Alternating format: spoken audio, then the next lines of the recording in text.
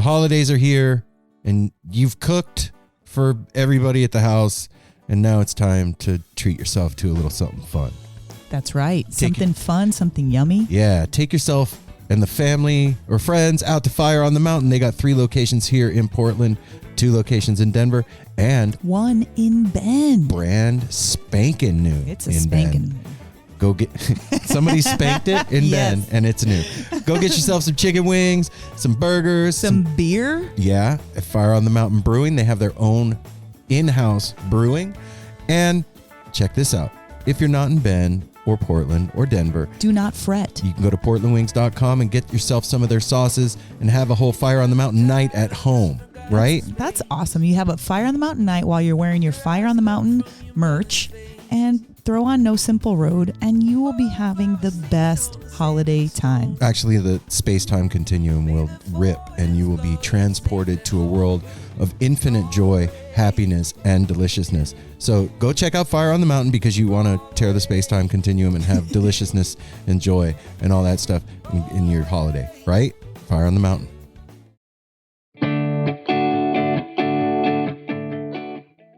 One of our favorite sponsors is back with us, Sunset Lake CBD. Yeah. If you're looking for CBD that actually does what CBD is supposed to do, look no further than our friends over at Sunset Lake. Let me break it down. Break it down, Mel. They're sustainably farmed, meaning they avoid pesticides and use sustainable farming practices to preserve the land for future generations. 1. 2, farm to table. They ship the CBD products straight from their door in Vermont directly to your door wherever you're at. Oh, that's cool. And third party tested. They test everything with a third party to ensure quality, dosage, and safety. You got to go over and check out sunsetlakecbd.com. They have so many products. Break it down for them, Apple. Well, they've got some new stuff going on. Like they always had pre-rolls, but now they got really cool packaging for it. And you can get CBD pre-roll flights of all their flavors. You can get the heavy hitter flight that also throws in some of their Keef blunts. They have a new CBD recovery body lotion. I'm excited about that. Mm-hmm. And what was the other? The other one with arnica. The extra strength muscle rub, 3,000 milligram with 5% lidocaine. So look, if you're sore, this is the stuff you want to rub on your body to make those aches and pains go away.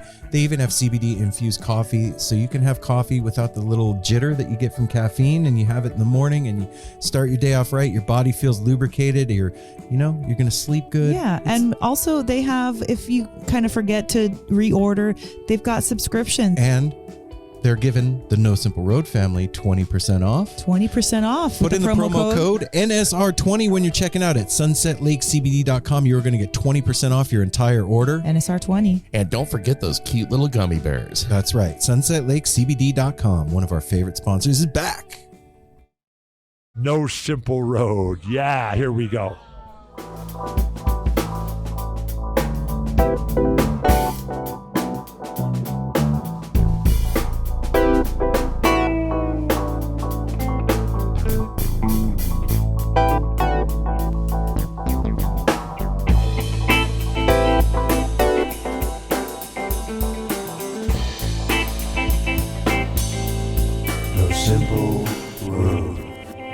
It's a lot of work to do a podcast.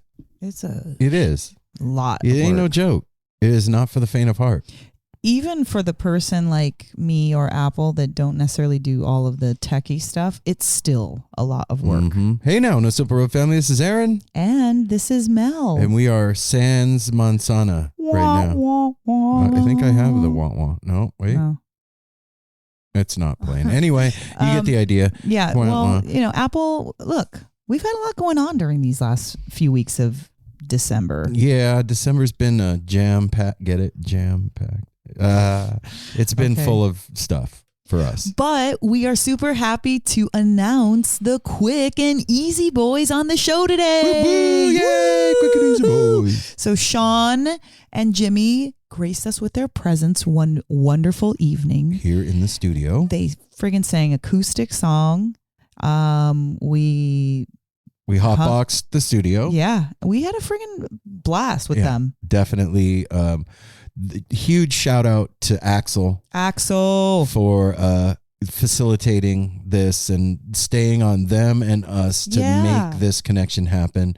Axel, you are a stalwart member of the No Simple Road family, and we love you, man. Thank you for making this happen. I appreciate that it was that important to you, because looking back on it now, I really feel like having the Quick and Easy Boys on the show is really just like another foot into the Portland music scene. No, yeah, Do you know what I mean? They are definitely like staple Portland scene dudes. Yeah, it just makes me feel like No Simple Road is getting deeper into that. Yeah, I mean, water. 19 years they've been playing in different iterations here around the city.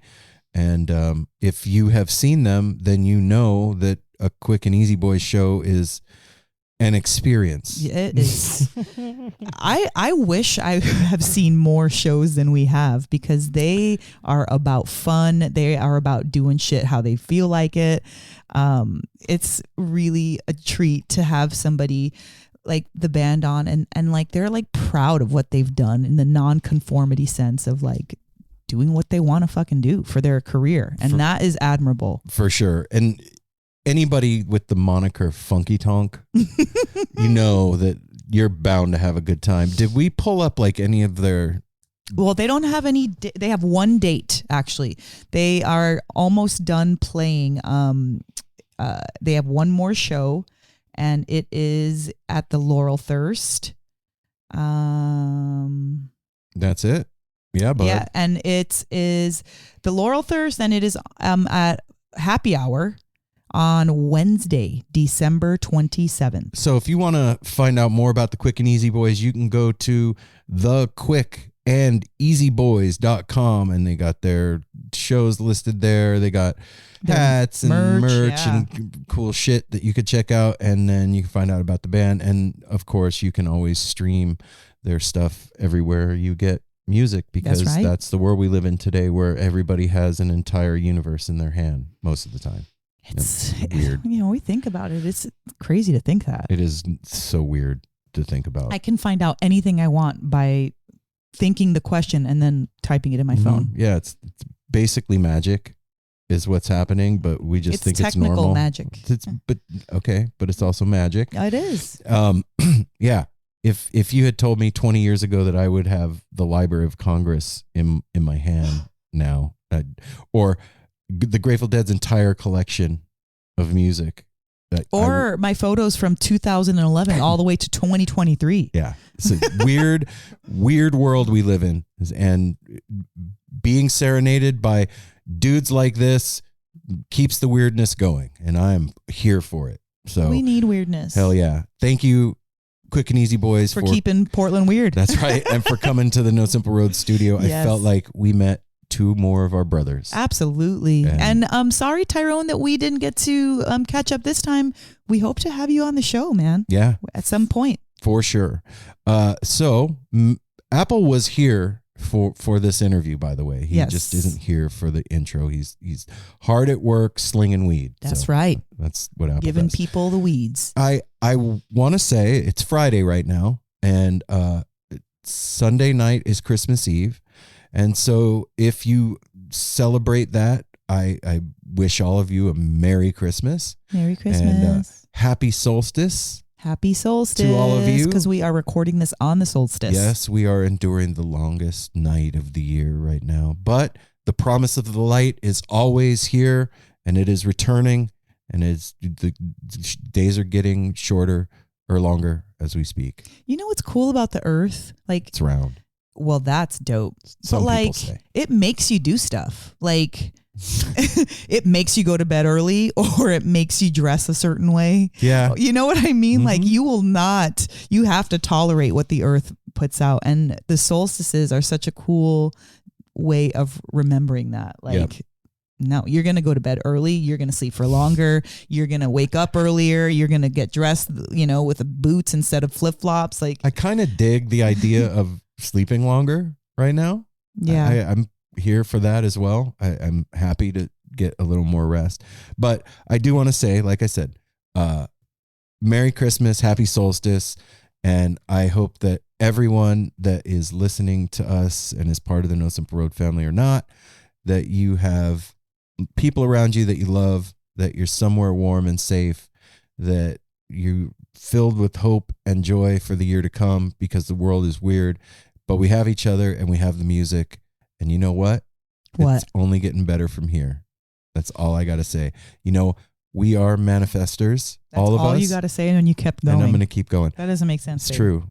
I'm going to keep babbling. No, we're manifestors, man. And if we have negative outlooks on the world out there, then our negative outlook manifests into the world around us. So let's try and, as we dive headfirst into 2024, which promises to be very strange and weird and surreal, let's keep I hope didn't alive. hear 2024 make any promises to me. I did. I didn't. I've been listening to 2024 and it's been really? promising all kinds of weird shit. So I'm not. I strike that from my record. I do not accept that. If Aaron's manifesting a weird 2024, that's on him. No Simple Road family needs to manifest a weird 2024. I like Just saying weird, that. Weird is good. No, that's not where you were going with the weird. So I strike that from the record, everybody.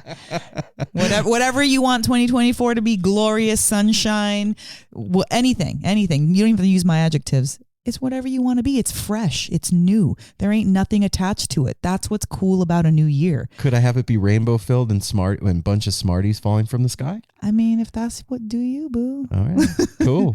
Do you, boo? But I ain't putting no weirdness out yet. Yet. No, maybe tomorrow. If it starts happening, then I'll talk about it. But if it ain't happening, I'm not gonna bring it up. I told you, baby. I got the inside line to 2024. Yeah, She's been whispering. I don't want to hear about it. All right. Anyway, everybody, we love you. We hope you have a Merry Christmas, and we will be back next Friday with another episode that will be the final episode of No Simple Road for 2023, and we will usher you into 2024 on a magic carpet of us talking and stuff. Well, I wanted to say before we zoom into this interview, for our Patreon, we did a Secret Santa this year for those who wanted to participate, and I just received my Secret Santa gift today. I did not wait till Christmas to open it because I didn't feel like it. Man. And it was the most thoughtful, beautiful, gift that I've received from anybody in a long time. Yeah.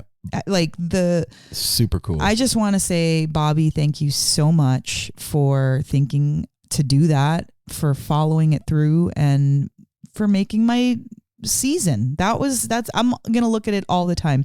And he made a collage of certain pictures from Instagram or whatever, from your life, and exactly from my life, and just the letter that accompanied it with String Dusters lyrics. He got really sweet and thoughtful, and I'm just really grateful for the No Simple Road family. I want to say, thank you to Corey for helping for as long as he did. I also want to say thank you to you, babe, for keeping the show above water for over 6 years. On your own. You're welcome. Technically. And it's been super fun to one of the things this year we wanted to do was have more guests inside the studio. That happened. That was immediately took place. We wanted to do more live stuff. Thank you, Haley Johnson, for recommending Avram. I just feel as if No Simple Road, it got more into the PDX this season instead of just on the airwaves. I felt like it really kind of came down and materialized in Portland. And I just want to thank all the musicians, Christian Lopez for coming into the studio. I can't remember everybody, but I just want to say thank you for a really successful year and for sharing your stories with us. Thank you to all the musicians and artists that we had on the show for sharing your origin stories and your fun stories and your talent and your wisdom. So I just want to say thank you from Mel from No Simple Road for a great 2023. Yep. And we will do a full 2023 thing next week. But yeah, I just wanted to throw that out there because I, just feeling the love and we've had a very actually it's been a busy year, but I'll say the month of December was very busy, and I just wanted to, sometimes we forget about things that we were grateful for. So I just wanted to throw that in there, and I just have a lot of gratitude in my heart right now. So I just want to pass that on to y'all. I'm wearing my Secret Santa t-shirt, my Mind at Large shirt. Thank you, Eli, for the thoughtful note and the beautiful stone and throat chakra stuff and awesome shirt that I'm wearing right now. And hey, here's the deal. We're going to do abbreviated business, okay? You just heard us talking about Patreon. Patreon.com/No Simple Road. That's No Simple Road way that we make money over here. Go join the No Simple Road Patreon, man. There's all kinds of content going up over there. That is where you get involved with the other people that listen to this show and you help us keep it going. There's Mel's doing a tarot card of the day. There's all kinds of music picks going on. There's fun stuff happening. So go check it out. You can join for free too, just to peek around and see if it's something you want to do. So go check it out. Go poke around. No Simple Road Patreon. How long is that happening? Until the beginning of the year? No, it's from now on. You can join for free from now on. So what's the point? You can see what's being posted, but you can't interact with anything or listen to anything. You can see what's going on. Yes, you can literally look at it. You can't interact with anything. I see. Yeah. And then go to Patreon, or like I said, patreon.com/No Simple Road. No Simple Road website. That's all of our stuff. NoSimpleRoad.com. All that business. You can leave us a review on Apple Podcasts. Tell somebody you love about the show. You can get a tarot reading with Aaron and I for the new year or for any time of the year. Yeah, by going to our website and clicking the merch tab. Tarot readings are up there. We do a 1 hour reading with you and you get all kinds of stuff. So go check that out. And then last but not least, leave us a review on Apple Podcasts. Tell somebody you love about the show, and also you can call the hotline, or the tepid line. It's not hot, it's tepid. 971-808-1524. That is where you get your 3 minutes of fame on No Simple Road. And you know what? I think we have one. Hang on. Hey, fam. It's David from California. I just wanted to touch base with everybody on something. I was listening to a song this morning, not jam-related, not Christmas-related. However, I think at this time of year, it's mucho important. The song is Hero of War by a band called Rise Against. It's a punk band normally, but this song is about a soldier and the after effects of having served and having to do things that just aren't very nice. And I just wanted to say, if anybody knows any veterans who are who have served in a combat role, have seen combat in any way, shape, or form, whether they received fire or had to fire upon other people, give them love this holiday season. Aww. Give them love throughout the year, because most people who serve and have to go through that are damaged in some way. It really fucks with your brain when you have to do shit like that. I'm not speaking from experience. I'm not a combat veteran. I am a veteran, but not a combat veteran. It just bothers me that our vets have to go through that. And the song means a lot to me. And veterans who deal with that mean a lot to me. And so please go and hug a combat veteran. Make sure that they know that they are loved and cared for this holiday season. Another one is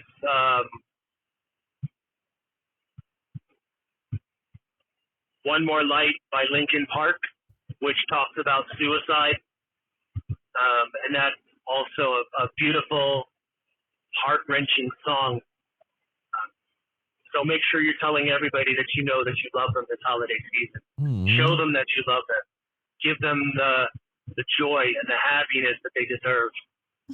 Anyway, my time is about up on this call. I love you guys. I love the fam. Best of wishes throughout this holiday and New Year season. David, you are a very, very special, thoughtful person. You know, first of all, yes, if you have a veteran in your life, adjacent, send them love, show them some respect, do something special if you can, you know. But David, thank you for sharing those songs and sharing that message, something we don't often talk about. And I'm glad that you brought it up, and thank you for, you know, for your service, whether it was combat or not, because we need the entire military, not just the ones that are on the boots on the ground. We need all of them to help, help our country. So thank you for what you've done too. Yep.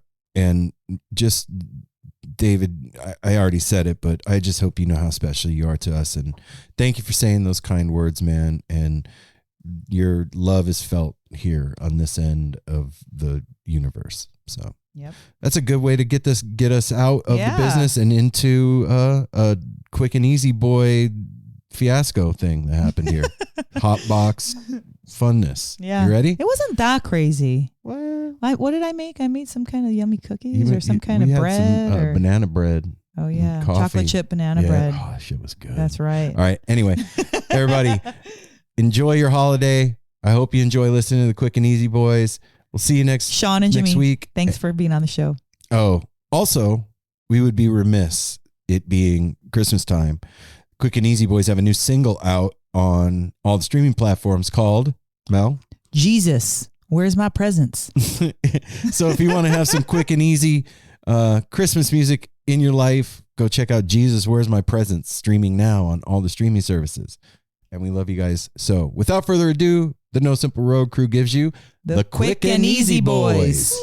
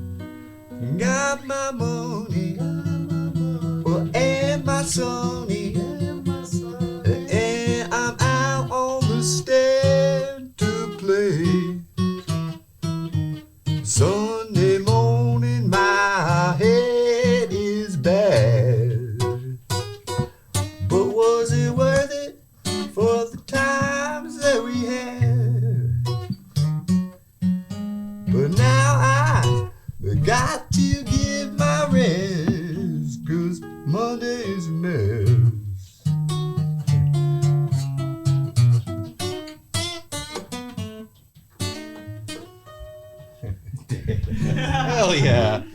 That was nice walking into that. Hell yeah. In studio, in person this evening, we have Sean Batters and Jimmy Russell. That's great. Yeah, Correct. I didn't mess up Russell from the Quick and Easy Boys. Woo woo. Let's hear it for them. Yay. Thank you. Yeah, Thank studio you. audience. They're loving it. Thank you. Digging it.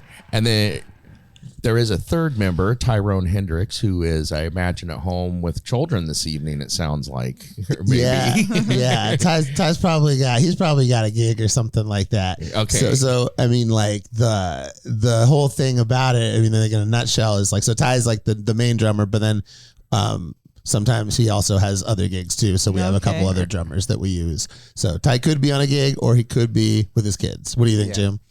What are the odds? under. I'd say 60% chance he's at a gig. Okay. Okay. Out gigging He's it. at a gig. All right, we're gonna call him at the end and find out. Or could be date night. Oh, that's fun. important when you got Heck kids. Yeah. So I was telling you, my first experience with Quick and Easy Boys was at. Hold on, Apple. Do you remember the first time? Of course, Apple remembers. Do I remember the first time? No. You don't remember your What? first time?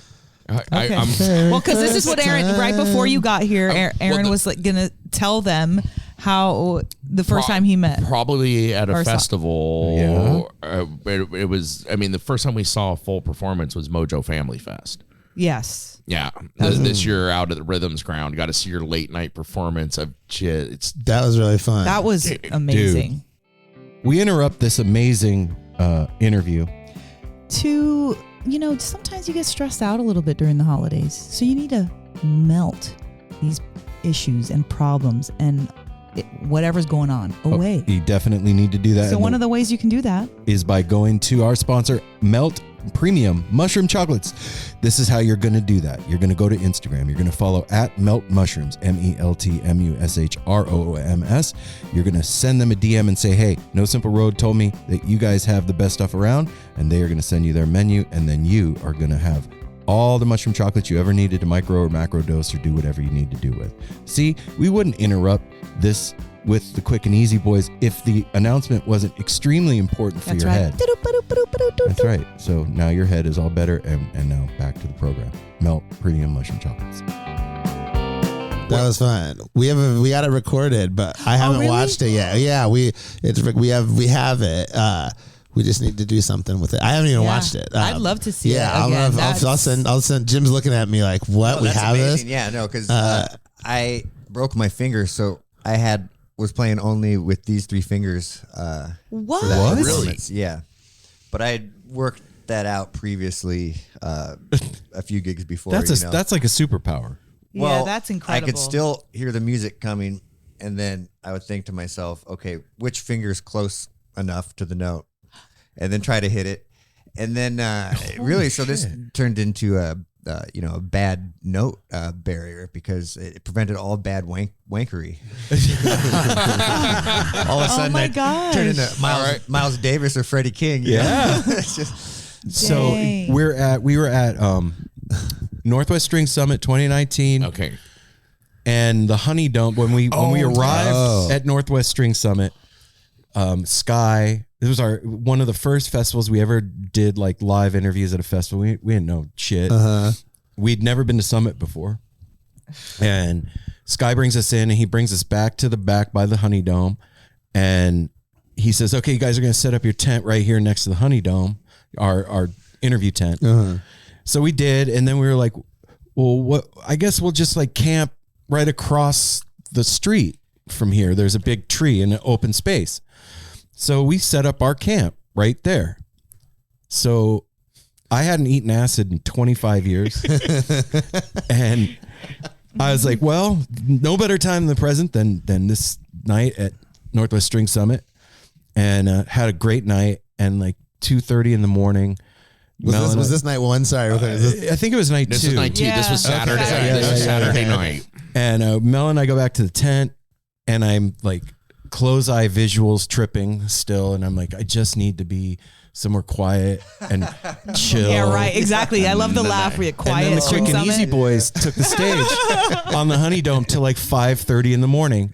And you guys fucking ripped. we were probably like rolling on the ground and cackling. Yeah, it was insane. I thought like Hendrix and George Clinton had a baby. Oh, yeah, I like that. When he said you can't remember, that's why, because I ended up staying up because it ended up being a rotating cast because like Banshee Tree was up there, Summer World's Fine. You guys kept on going, and Chris Cooch, it's like 6 something in the morning. The sun's coming up, and I just needed to sleep for a little.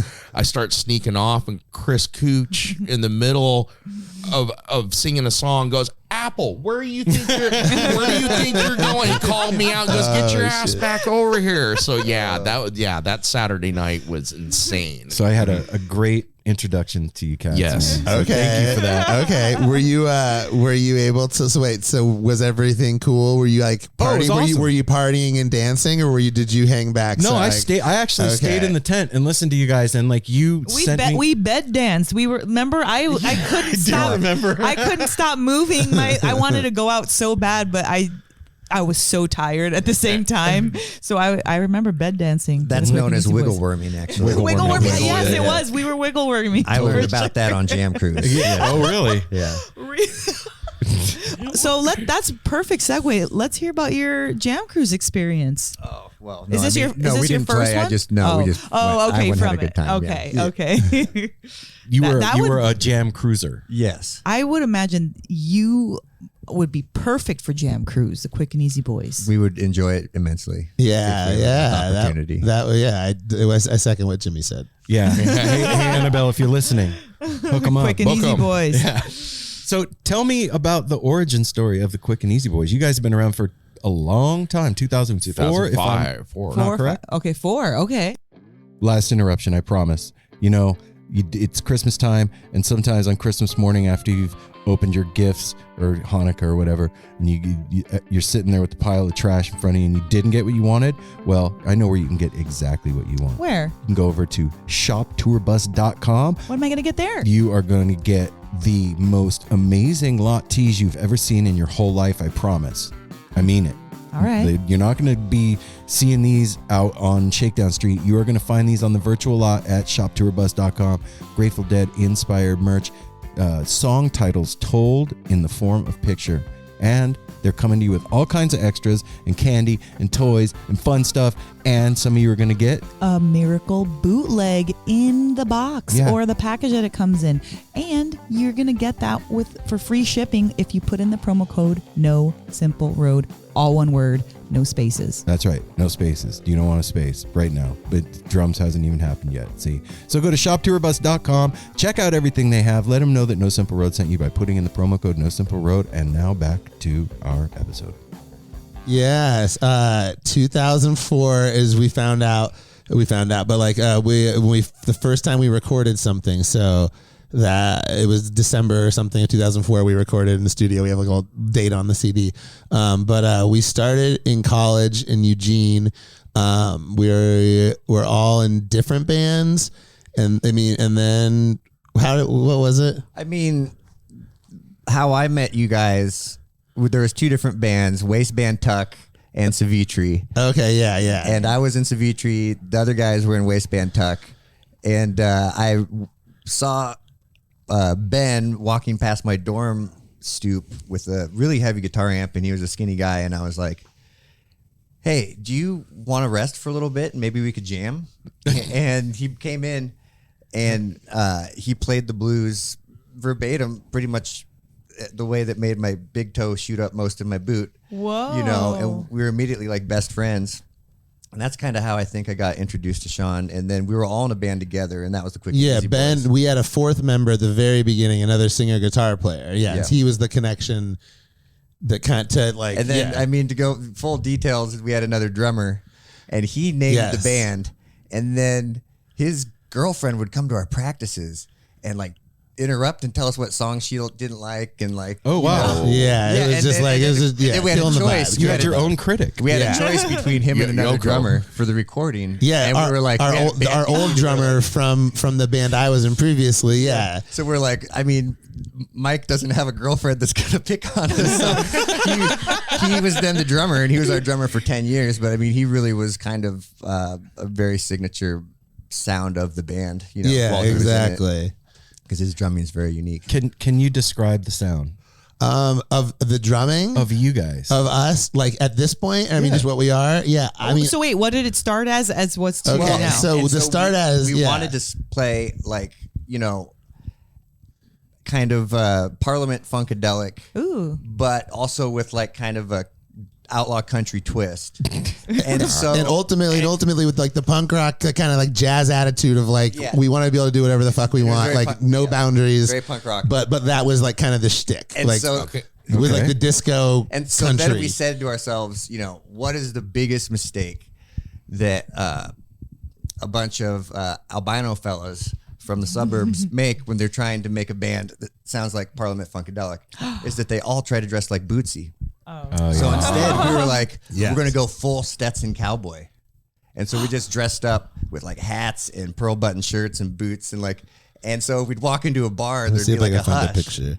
And people would be like, "What the fuck is happening?" Yeah, even the person that booked us or like the bartender they'd be like, you know, fuck, they borrowed or hired a country band. We're like, this is not good. Yeah, and start playing funky, and it just crush. Oh shit!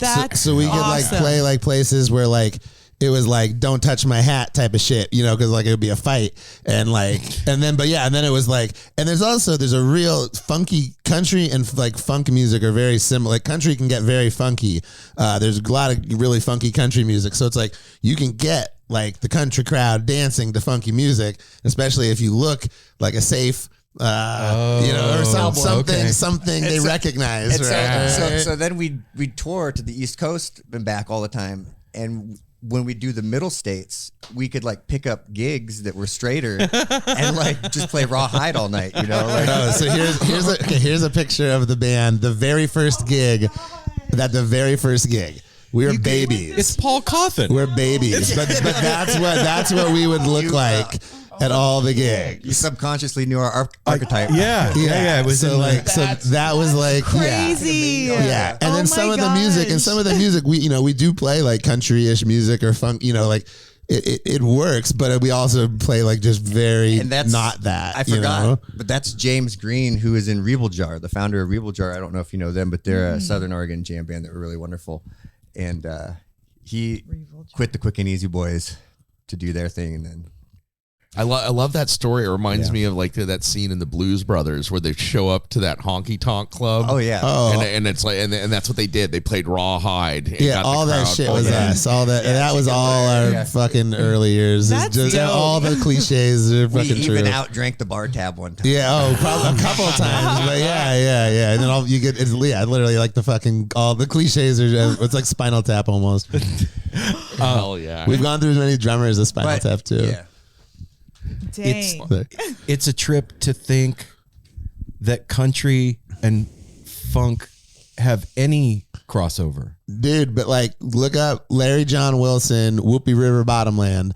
And that's just like, to me, that was like one of the various, it's a great recording of it in Heartworn Highways, this movie. I don't know if you guys are familiar with it. Heartworn Highways, the documentary about the outlaw country music. Basically, it's like Jerry Reed. The 67s. Yeah, but or anything Jerry Reed did. But like, but it's like Townes Van Zandt and like Guy Clark and all. I can't remember who else. Rodney Crowell. But like the Whoopi, they share this performance of Larry John Wilson doing Whoopi River Bottomland, and it's just like all these good old boys in the studio with their shirts tucked in and shit, and then they're just playing this real nasty, like it's shit that like if Fish played it, like everybody would like shit their pants or something. You know what I mean? Which is the one that's been a couple years ago. Okay, all right. But the first one's really fucking great. I gotta find this that. Is Larry John Wilson, and this is Whoopi River Bottomland. Whoopi River, yeah. If you have the video performance from the movie, it's great. You know, I'm not going to speak for the studio version, but I'm assuming it's going to be funky as hell.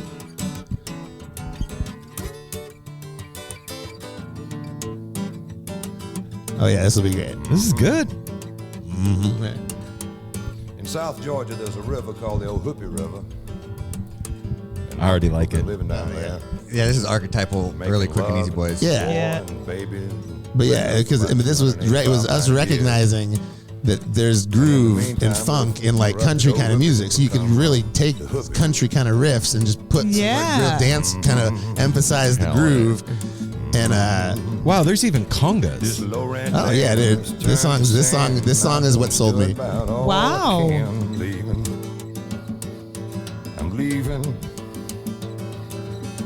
Papa, he said good and like luck, you know, and this guy's not like he's not like a LA country hippie kind of guy. This is like a straight like he drinks whiskey wherever for he's breakfast. fucking from. Yeah, so this is like this is like just a real country boy. Yeah, this is not a put on. Yeah, exactly. Because it's like it's not, you know. Yeah, I mean, once the drums kick in. Oh, shit. Like some gospel-y thing in the back too. And that's like Bootsy Collins. He says it's all about you one, and then you do stuff one, a boom, doo boom, boom,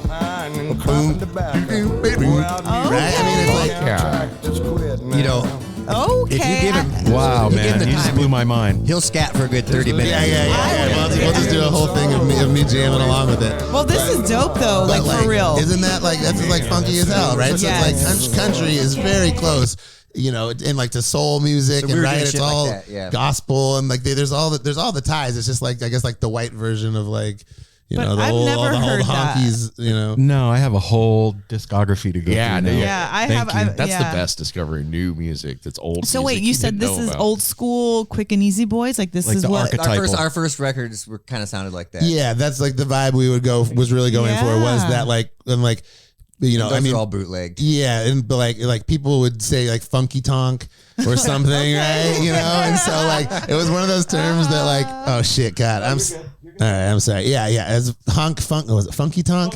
Yeah, it was one of those. It always like I remember it always made me like kind of cringe, but at the same time, it's like a nickname, I guess, where it's like if you don't like it, it sticks with you, and then you just have to like accept it. Yeah. But it works for like some, you know, short promo or something. You know, like it gets a point across. I like kind of. on your Instagram says not fitting in since 2004. Yeah. Because I mean, again, and that's been kind of the whole thing with the band. We've been very independent in DIY for most, you know, so we've been around for like 20 years now. That's a long you know, time. coming up. And so it's pretty crazy, and it's been me and Jimmy the whole time, because the guy Ben left a few years into it. When we toured and stuff with him and did, you know, the first album. No, we actually did no albums. So we did early tours with him. And It's then, not Ben Larson, is it? no, not Ben Larson. His name is Ben Morse, and he's a really amazing musician and singer and piano player and guitar player, songwriter, all the stuff. And so he wrote some of the early stuff and songs we still play. Ben wrote, which is really great.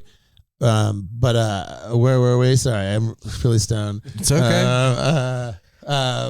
What was it? You're talking about he was with the band. Oh but yeah, then left, and then he he didn't left. So do then an album. It was with me them. and Jimmy, and then our drummer Mike, and then Mike left. After 10 years. After 10 years. So Mike was like the main drummer for forever, and like especially in those formative and kind of definitive years of the band. Or I guess they're all the definitive years, but like, and we're still forming too, or we're still reforming, but like it's kind of just me and Jimmy. And Tyrone Hendrix. And Tyrone for Hendrix. about 7 years. Yeah, he has been the drummer for forever. Yeah. When your drummer split, did you think that was it, or did you have somebody in the wings waiting? We had Casey Anderson filled in for 4 years. Yeah, so that was actually really an interesting one because 3 years. And so getting the not fitting in thing, I guess I got to think about. So yeah, we never.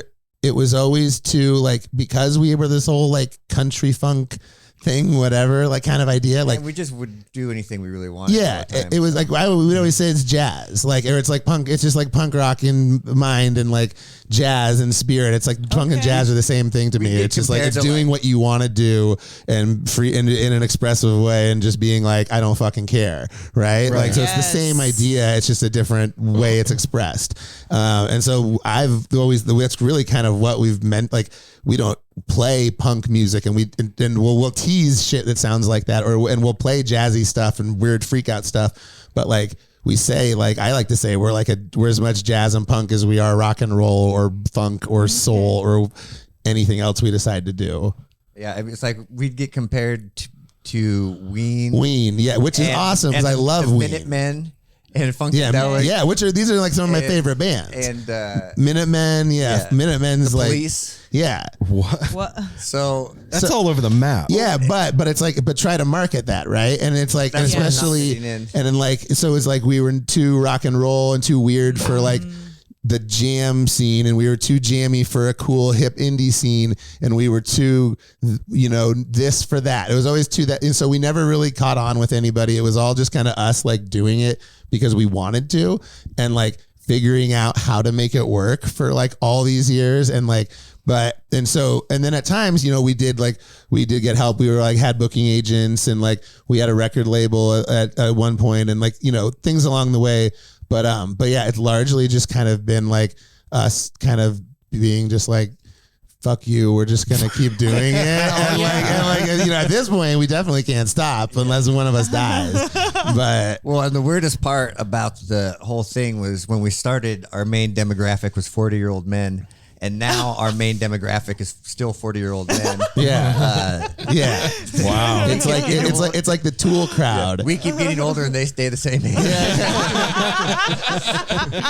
So there's a graduation process. Yeah, no, I just had Eric, Big E, his son, saw us at Mojo Fest. So this guy who was our buddy, Eric, Schwaderman, I'm going to say his name wrong, plays the Big E in the Stomp. His son, he booked us when we were like 20 years ago. He booked us for a tour. He's a musician in town and does stuff. I was just on a gig with him over the weekend, and he was like, dude, my son was like, Dad, have you heard of this band, the Quick and Easy Boys? I saw them at Mojo Fest. Yeah. And he was like, oh, son, like, do you know? And then I met his son Simon the next night at the gig, and he was just like so stoked, and it was just really cool, being like literally a fucking like a friend of like a. But Eric's more he's a friend too, so yeah, but it's Quick and Easy Boys are for everybody, I guess. Hell yeah. Quick and Easy Boys are for the kids. Is it full time for you guys? I mean, I work a day job. I work at a school. Jimmy doesn't, but I mean, like, it's I also have a lot of other pickup gigs that I do throughout the week. Yeah, but I mean, it's basically like nonstop. It's been like we've just been doing it. Kind of, it's just like we set the ball in motion, like 20 years ago, and it's just kind of never has stopped. And then we've just kind of it feels like it just kind of happened around playing music. And what were you going to college for? I studied journalism. Okay. I mean, at first I didn't know, right? And then like I saw journalism was my major. Sure. Yeah. And then I don't know, what were you studying? I was studying journalism, music, and sociology. Yeah. Okay. Did either of you finish? I finished. It took me 7 years. And I remember we were in Vegas. I'm real close. I only do like 30 credits, but No, well, here's the thing. I've got a degree. I haven't done shit with it in 20 years, right? So it's like that's the irony. But I made the Quick and Easy. Yeah, exactly, right. I never would have known the gym. But we found out. I found out I graduated. We were on tour, and because I had to petition to graduate. It was this whole thing, right? So it was really bad. Like there were some real tough times during college, and like bad, the dark times, right? And so I didn't do too hot in school there for a while. And I think we were in Vegas, and I found out my parents like told me that like the diploma came or something. And so I don't remember what happened that night, but I remember we were in Vegas, and I'm sure it was really fun. Vegas will do that to you. Yeah. So that was 7 years later. That's where we all lived for 30 years. Oh, really? Yeah. Okay. We moved here from Vegas. No Vegas. We know all about it. Okay. Yeah. We've only done like a couple. Like we just go there for just really cause trouble. Our old drummer was like just the wildest, craziest We gotta person. think of how if there's any like legal things. No, this is way past the statutes of limitations. We're totally cool. All right, let's hear it. What he wanted to do was take a bunch of Xanax at the end of the strip, on the opposite end of the strip where your hotel was, and then walk back and see who could make it. Oh no! Oh my God! So he won some weird shit. We all made it, but I think at one, I was like. That's a long I was walk. like almost like face down. We stayed at Hooters, and Dan Marino's restaurant was there. And I think he said like because Jimmy didn't do it, me and Mike, our drummer, did. And then I don't even know if we took a cab at some point or walked, but I was like falling asleep in my chili that I ordered at Dan Marino's fucking steakout or whatever. And it's like I don't know. Yeah, it was bad. Vegas, baby. Vegas is. Didn't one time you guys, because I stayed in San Diego, you drove to Vegas, you got blackout, and you woke up and all of the furniture in the Motel 6 was destroyed, so you packed it into the van and left. Yeah. Oh, that's the story. Yeah. That's the one where that's statutes of limitations. That's the one I was wondering about. Yeah. It was just it was a full. This is a fiction podcast. Yeah. We're making all this shit up. Yeah, totally. Totally. But it was like full on, like, put the stuff in the van. Remember that time you shaved the dog? That's a great reaction though. Like, what should we do? Just pack it in the van. Just clear the room out. Maybe they won't notice. Yeah, exactly. Maybe they won't notice there used to be a chair here, and there used to be a lamp, and then the mirror wasn't broken. Maybe they'll forget. There was no puddle in the corner. What did we break? We didn't break anything. Yeah. Where?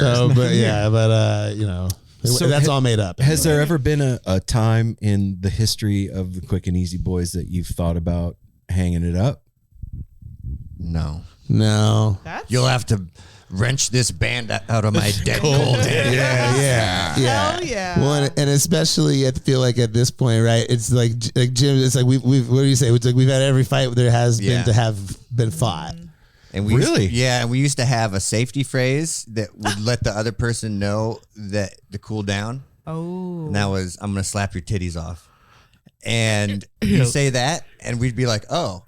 He's serious. And now we haven't even said that to each other in about, 6 years? Yeah. Like that was the like, so we've had a lot of fights along the way, right? Because this is a relationship. Yes, Well, it you're is. right. This is like, yeah. And so this is like a 20-year And relationship. stuff always goes weird on the third week of tour. Yeah. So Why the hopefully- third one? It's just cabin fever. Because you're getting spending weird. 24 hours sleep with deprivation. 2 to 3 people Yeah. in a fucking van and sleeping shitty and playing, Farting and- staying up till 6 in the morning doing drugs. But with Yes. any luck, it's the other 2 guys, and you get to skate that tour. Yeah, you're like, you just, damn, that's Yeah. But like we have the full, you don't talk about the gig the night of the gig. Oh, yeah. So that way After the gig. you don't get any fights about that anybody's. was step one. Now, it was just forgot blanket about rule: no talking about the gig after the gig 'Cause you until can the next day.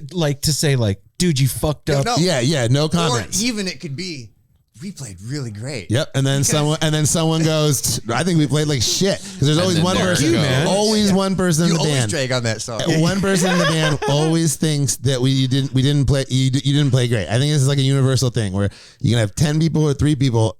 One person always says it was bad. Everyone else will be like, this is the best gig I've ever had.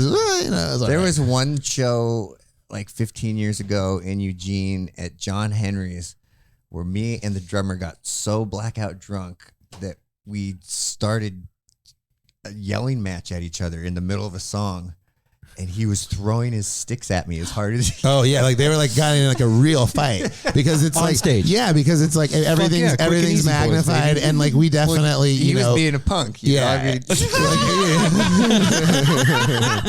I don't remember exactly what happened, but that's probably what. But because then it's like the relationship. So like the little, it could be the look, Yeah. right? Like, and that's why it's like, so you can't even do it. You can't, and again, like Jim said, you say this was a great show, and someone goes, this was awful, and then that starts the argument. We're like, Right. no, I thought that was fine. He goes, no, I played great, but you didn't. Blah blah blah.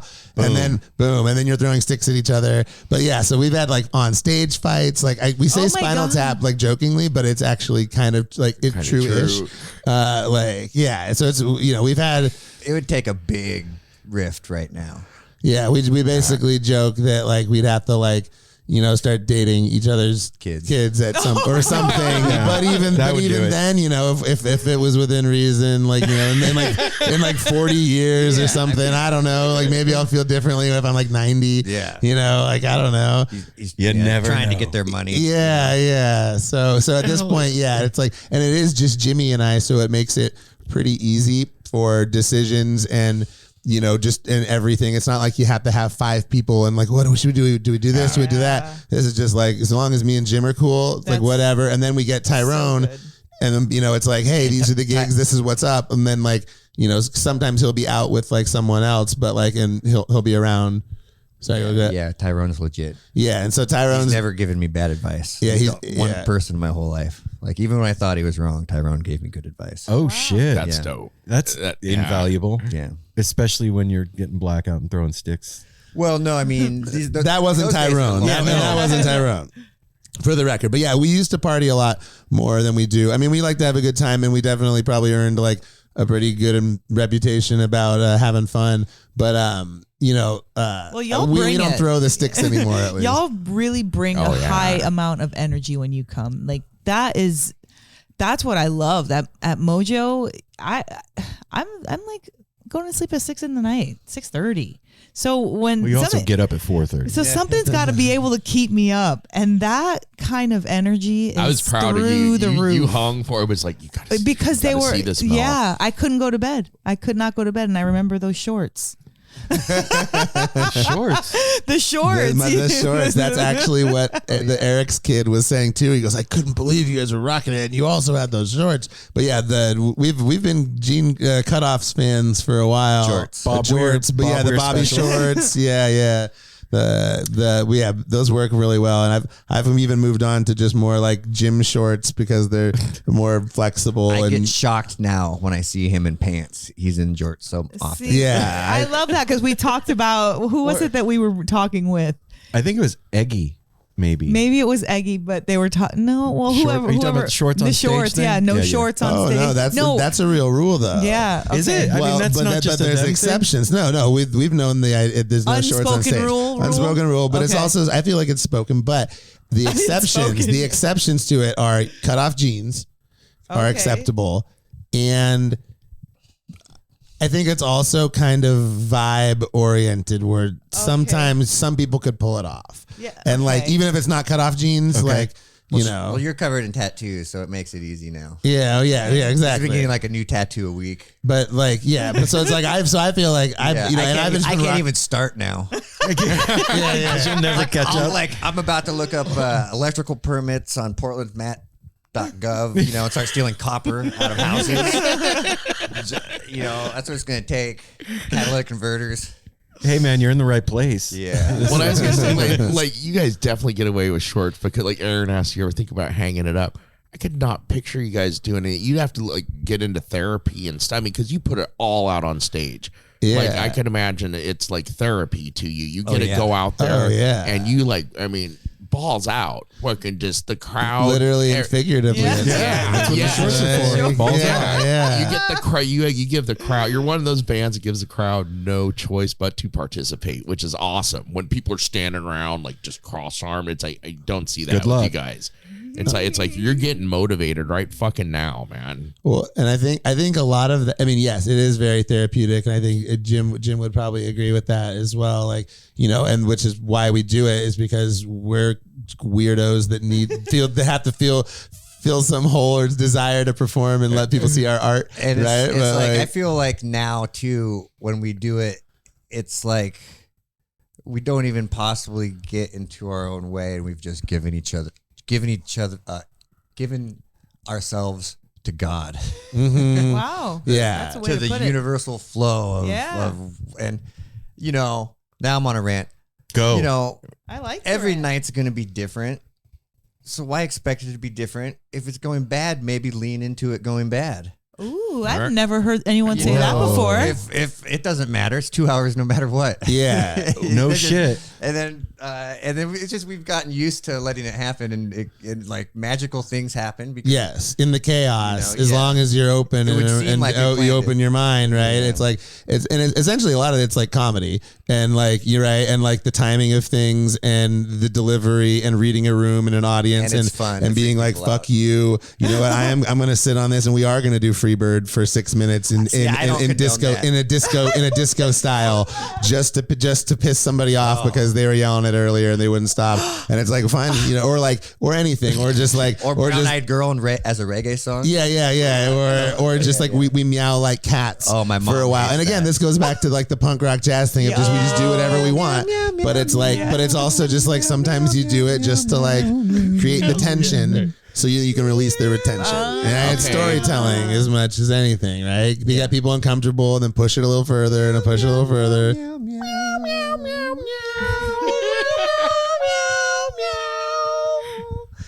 Yeah. Wow. Yeah. So we have a whole thing. Jimmy's mom hates it, but we do that a lot. Really get her good. But it just depends, right? Or it's So you like, do it more. Mom, I got you a I present. start sneaking it into songs, That's like showing your weakness when you tell somebody you don't like it. Oh no. yeah. Well, Now you've lost. as we were saying, like the nickname thing, where it's like if you don't like it, it sticks even harder, right? But when shit's going south on stage, I would imagine most folks are struggling to get away from it going south. therefore causing it to go further south. Like you're fighting against the flow. But like you said, if you lean into Every it, night's different. Be like water. Sometimes it's gonna go bad. Yeah, exactly. And it's, I mean, That's how you make it good. yeah. we're turning this bus around. Yeah. What's like, and I'll show you. we would have to we'd have to play for like 3 hours when we first started a lot and toured, right? You'd get these dates we played 9 to midnight or 10 to 2, whatever. So like you'd have to fill the time no matter what. Like Jim said, you have to fill 2 hours or something. Yep. And so it's like, even if Jimmy breaks the string and there's just the 3 of us, it's like, well, we have to, you know, like, it's like, what do you do? Or like, how do you fill this time that we didn't plan for? Mm-hmm. And there's a lot of people, and now people are starting to leave or be disinterested. And like, we used to do 6-hour sets. Yeah. At the Black Sheep. Yeah. No, that was a 6 hour one set. It was our longest. Country fair kind of. Yeah. That was the long. We did six with no break. Yeah. Who was it? Brady and them talked about that. The Black Sheep. Yeah. That was Tidewater. Out of Tidewater. Yeah. They'd give us late night. And the other band they'd give it to was The Bridge. Yeah. And you just go. Well, yeah. Well, like the whole thing was you had to play like from like 1 or 2 until sunrise. No set breaks. And normally they'd be these like 5-piece bands, 6-piece bands. So we did it as a trio. And then, so we just like fucking, we went hard. And like one year, these motherfuckers did some nitrous on stage. Yeah, I was like, we've done that. We got 3 more hours to go. Yeah, we're like, it'd be like, all right, 10-minute drum solo. We go and like railed lines, and then like, and then we come back, and then it'd be like 10-minute bass solo, and then like you do this, and so, but we did it. Like we played as a trio for nonstop for like. So that was definitely one of the epic moments of Quick and Easy Boys lore. That's awesome too. And you had it planned out, like we got to play this long. Yeah, like, well, you're doing a 10-minute solo. We made We made 5 set lists or 6 set lists about an hour long each. And we'd always play half. Yeah, and we never make set lists ever. But like for this one, because we were like, we need to have some direction as to how we're gonna fill 6 hours, right? Okay. And we have like 9, or at that point we had 5 albums, but like 6 albums. So it's like, you know, we have 60, 70, 80, and, you know, with covers, we have 100 songs, right? So it's like breaking that all down. And then we only did about half of the 6 set lists of that. So it was like, and you know, we stretched everything. Yeah. We did 3 set lists of songs in like a 5 hours, like nonstop set. Wow. Holy shit. Okay. So do you still not make a set list? Yes. We never, like 93% no set list. So how does it work? We kind of vibe the room out. Yeah. And again, we know what kind of works, you know, whether we want to hit them. Who picks? Hard. We actually just kind of both know the same song at the same time. Yeah. Most times. We're like, yeah, you're right. So you're like, this crowd deserves to get hit. Yeah. Well, no, like, exactly. And Tyrone's been playing with us so much that he calls the appropriate songs. Yeah, exactly. Do you think that's telepathy or just knowing each other, or both? Is there a difference?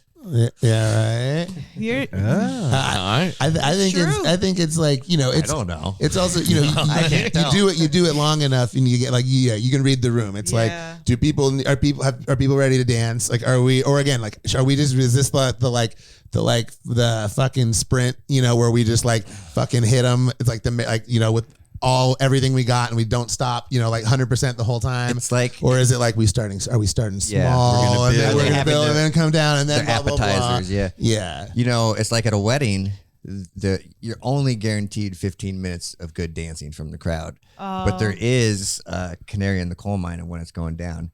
And that's when grandma gets up to dance. And when you see that happen, you hit it hard and you just keep ramping it up, and you might be able to milk a bad dancing wedding crowd like another 45 minutes if you're lucky. Yeah. So it's finding the cues and then I want to see Quick and Easy Boys play a wedding. Have you played a wedding? Oh, dude, we do weddings all the time. We like. People that love us, I mean, we have a lot of really diehard fans and friends that we've made really wonderful people, and so we played a lot of their weddings. Yeah, and it's the whole like the family. It's just like like Quick and Easy Boys are for everyone, but everyone knows what they get when they're hiring us. Of course. Like, no, but every time I show up and like I'm like, Sean, like, do these people know us, right? Like, yeah. Is this really going down like Yeah, this? like, Well, just like, did like, is this gonna be okay? yeah, do they know what they're getting? I mean, they're but paying us money, yeah, a lot of money. So. But everybody, at this point, like everybody knows what they're getting. Like they're not. It's not. They're not getting. They're not. Well, like they know what they're getting in that they're getting a Quick and Easy Boys show, Yes. rather than like, the 10-piece.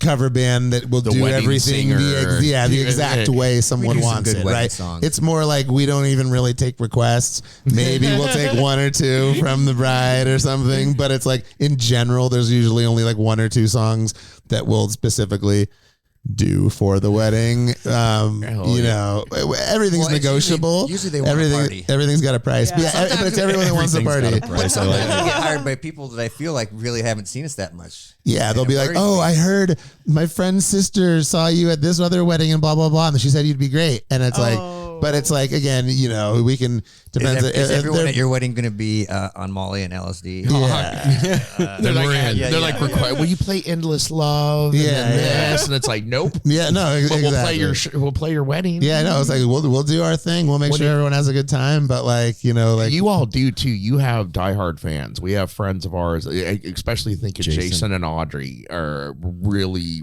really big time. I mean, we've known them for 5-6 years or so, and then as Jason, it's one of the They're at almost all. You're of one your of the shows. first bands. He's all, you guys need to, you're new up here to Portland. You need to get into the Quick and Easy Boys and catch these guys. oh, word. And you are like, I would love to see them play, like them and Andy Frasco Oh shit! touring would be a dangerous party. You know, I just Yeah, saw yeah. a video of him the other day. Get at us, Andy's management. And I had that daydream. I was like, man, he's kind of a natural Quick and Easy boy, and he's also given himself to God. You all have yeah. never seen him? Yeah, I've never seen a live show like in person. I Yeah. mean, I've seen like Yes. clips and stuff. Seriously, like I can't really think of a better. No, That- that's that- a that good is a call. two. that is a touring. I mean, that's just it's insane. You guys take it to Andy would be like, "Damn, you guys need to slow down. I can't keep up." Okay, well, yeah, we'd love to give him a run for his money. Right? Well, we back a lot of bands, so we could back him. oh yeah, Yeah. if his band couldn't make it, we could fill in. That's perfect. Oh yeah. So I'm curious, what did you grow up listening to for each of you guys?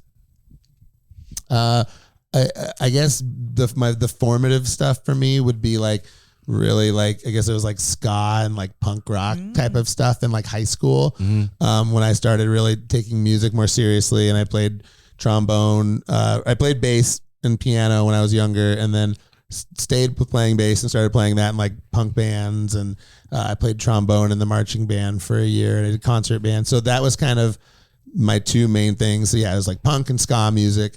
And then from there, I went to college. So I thought the Grateful Dead was like a metal band until like I went to college. Same. Because I didn't, and this was like kind of like, this is like when internet was like, this was like mid 90s or like, so it's like the internet was there, but like, it wasn't like it is the way now. And like, you don't think about looking something up. So, but I was just like, yeah, Grateful Dead. Like that must be like some like hard heavy metal band or something. And so, yeah, I went to college, and then like first year, you have Napster and shit. And so we got turned on to like an Ethernet. So like just day of ripped reckoning. like every fucking like jam band, like, cause then people like my friends that I've met in my dorms. Hey, Sean, that's not past the statutes of limitations. Oh no! So we'll still get sued by. No, but this is fictional. Yeah, it's all fictional. It's all performance art. It's all performance art.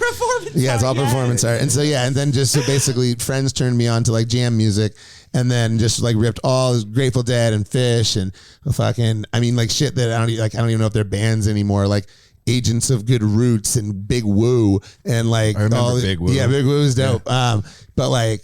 And then everything kind of subsequently from there got into classic rock, really got into The Who. And again, because of the punk rock kind of idea of their brazen, brash rock and roll, and like, but still really good bass player, John Entwistle, was a big influence. And so that was kind of it was just real rock and roll and energy and performance, which is probably why I push it a lot. And, cause it was always like punk rock shit. You're fucking giving it, and that's what it's about, right? It's the moment and the music and the therapy and the giving yourself to God. And then I probably started getting into I just want to say Go ahead. now, the first time I saw Sean, it was in this dilapidated punk rock house called the Alamo in Eugene with like dirt floors in the basement with dirt floors and just broken glass and just all underage kids trying to run from the cops after they showed up. And he was playing in his band. And I just thought, holy shit, this is the closest thing to like Led Zeppelin or Dio I'm ever going to see in my life. Oh, like wow. the way that he sang and held himself. So immediately it was at love at first sight. Yeah, that was kind of that's just Jim's first our first experience together. And then, oh, this is great. And then and then from there it just and kind of meeting Jimmy and being in the bands, country music, jazz, all the stuff kind of came in. Yeah, later. and like but yeah. And then So Jim. I grew up like my main influence that really spoke to me first was like Jimi Hendrix and like David Bowie and the Beatles, and then I was taking jazz bass lessons, so I really got into like Miles Davis and Dave Brubeck and Wayne Shorter, Eric Dolphy, John Coltrane, all types of folks. And then I kind of got into Fela Kuti and Parliament Funkadelic and stuff like that in college, and then just studied jazz on the guitar, and also just have a wide spectrum of music that I listen to. It's so overwhelming, I don't even know what to mention. Right. No, I think back to like high school and listening to Hendrix, or like the very first time I heard An American Prayer by the Doors. Like that stuff was so fucking mind blowing, and all I wanted to do as a kid was to be able to do that. Like I just wanted to be able to do what Hendrix did, and that's never going to happen. But was it like that for you? Were you like, I want to fucking do that? Well, yeah, and it was just his music and the whole vibrational content of it spoke to me, and it was really inspirational, and it's how it's the way he hits notes is to me the way that is the standard of how I like hearing notes. If they emote, if it's saying something, even with just by bending it, Right. And so yeah, I just love Jimi Hendrix. So when I first heard Eric Clapton, I was like, oh my god, this guy's not very good. I can't believe people like him. But wankster. But the thing is, though, the older I get, the more I like him, which is definitely a function of loss of testosterone.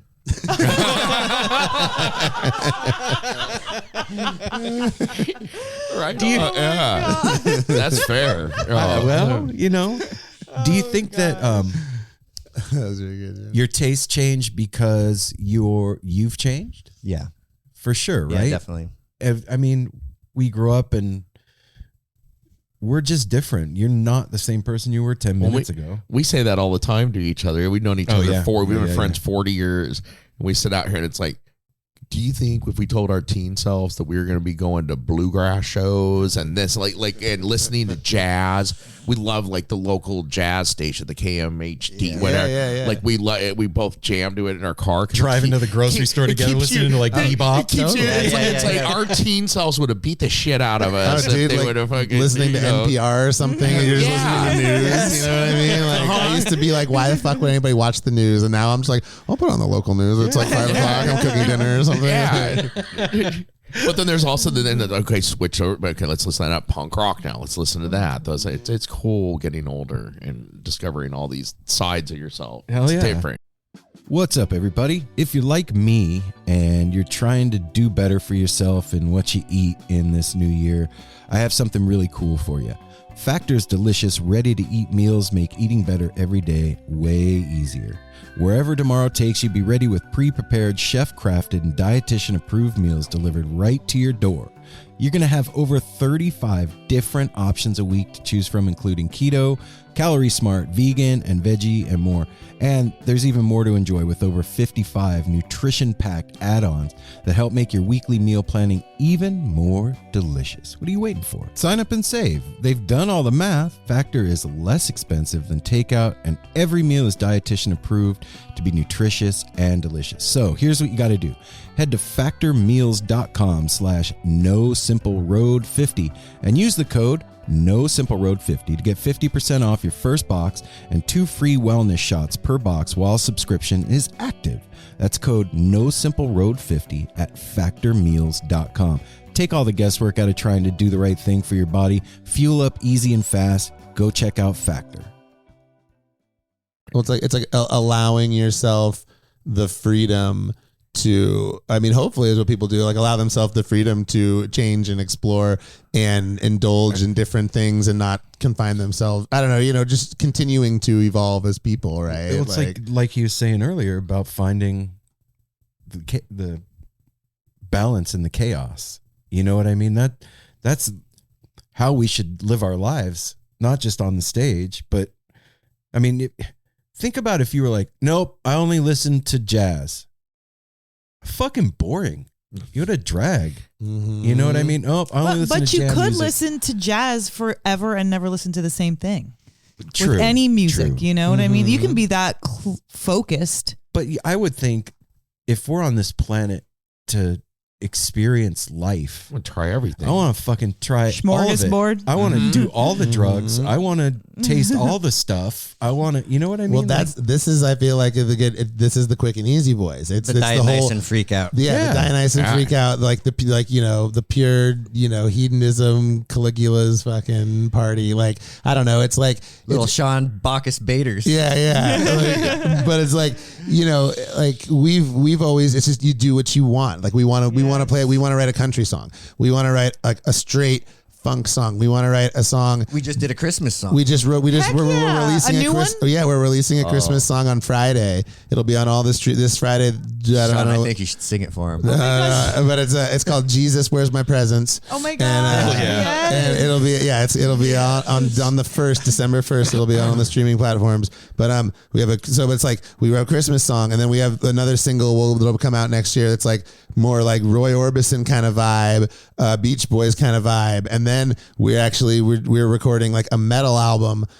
So we're kind of this has always been the idea. Like all our albums, again, it's the problem of not fitting in, because we have an album and you try to tour or promote it, and you're like, well, this song is straight up like blues, and this song is straight up like disco, and this song is straight up like some weird funky country mix, and like it is just it just made things weird. So now in our later years, we've just kind of ran with it more and embraced it. And like, again, this is like a lot of the Ween comparisons, but it's just that like, so it's like, you know what, whatever we want to do, again, we're just going to do it. And like, so we're sitting on like 3 EPs. With this stuff. And then we have like a funk, like meters, like esque EP that we recorded at the same time. But we were just like, let's record like a metal songs and let's record some funk songs, and then we'll like release them as separate things, but it's from the same session. We opened for the Funky Meters at Cervantes one time, in Denver. Wow. So it's like we have like, we can play like legit funky stuff, but it's also, it's like, but we don't always only play that. Okay. So but always only with like bands like King Gizzard and Lizard Wizard coming up, where they're putting out, however many albums a year. Every album is a completely different style of music. Don't you feel like the audiences understand that genre is not a thing really, and that it's music no matter what? And are they more accepting of you guys, do you think, now? I don't know, because it doesn't seem like anything like that has changed for the Quick and Easy Boys as far as acceptance. Well, because you've always been, like you said, DIY and whatever. Exactly. And just doing our thing kind of with our head in the sands, our own way. I haven't seen the metrics. I don't know. Yeah. The data is incomplete. But it is. But I think in general, people are more accepting of it because of like bands like Gizzard. And like, I'm a huge fan. And like that's kind of, it's nice seeing stuff like that that people are responding to, just, and like, it's like Ween has been doing it for even before Giz, but just the idea of what, doing whatever. And so at least for me, it's definitely been like a good pusher and a reminder of like, let's just do a fucking whatever we want. Like I was listening to I'd never listened to metal before till like a couple years ago. And then I really got into metal, and I was listening to a lot of Sleep and Iron Maiden and Black Sabbath and other bands from there, but really just exploring and figuring it.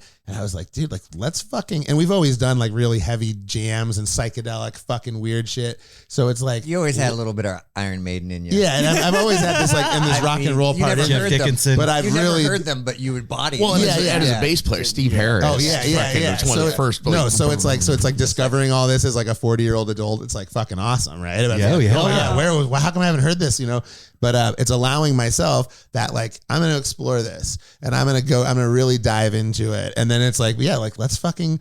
We had a recording session and it was like, let's fucking record.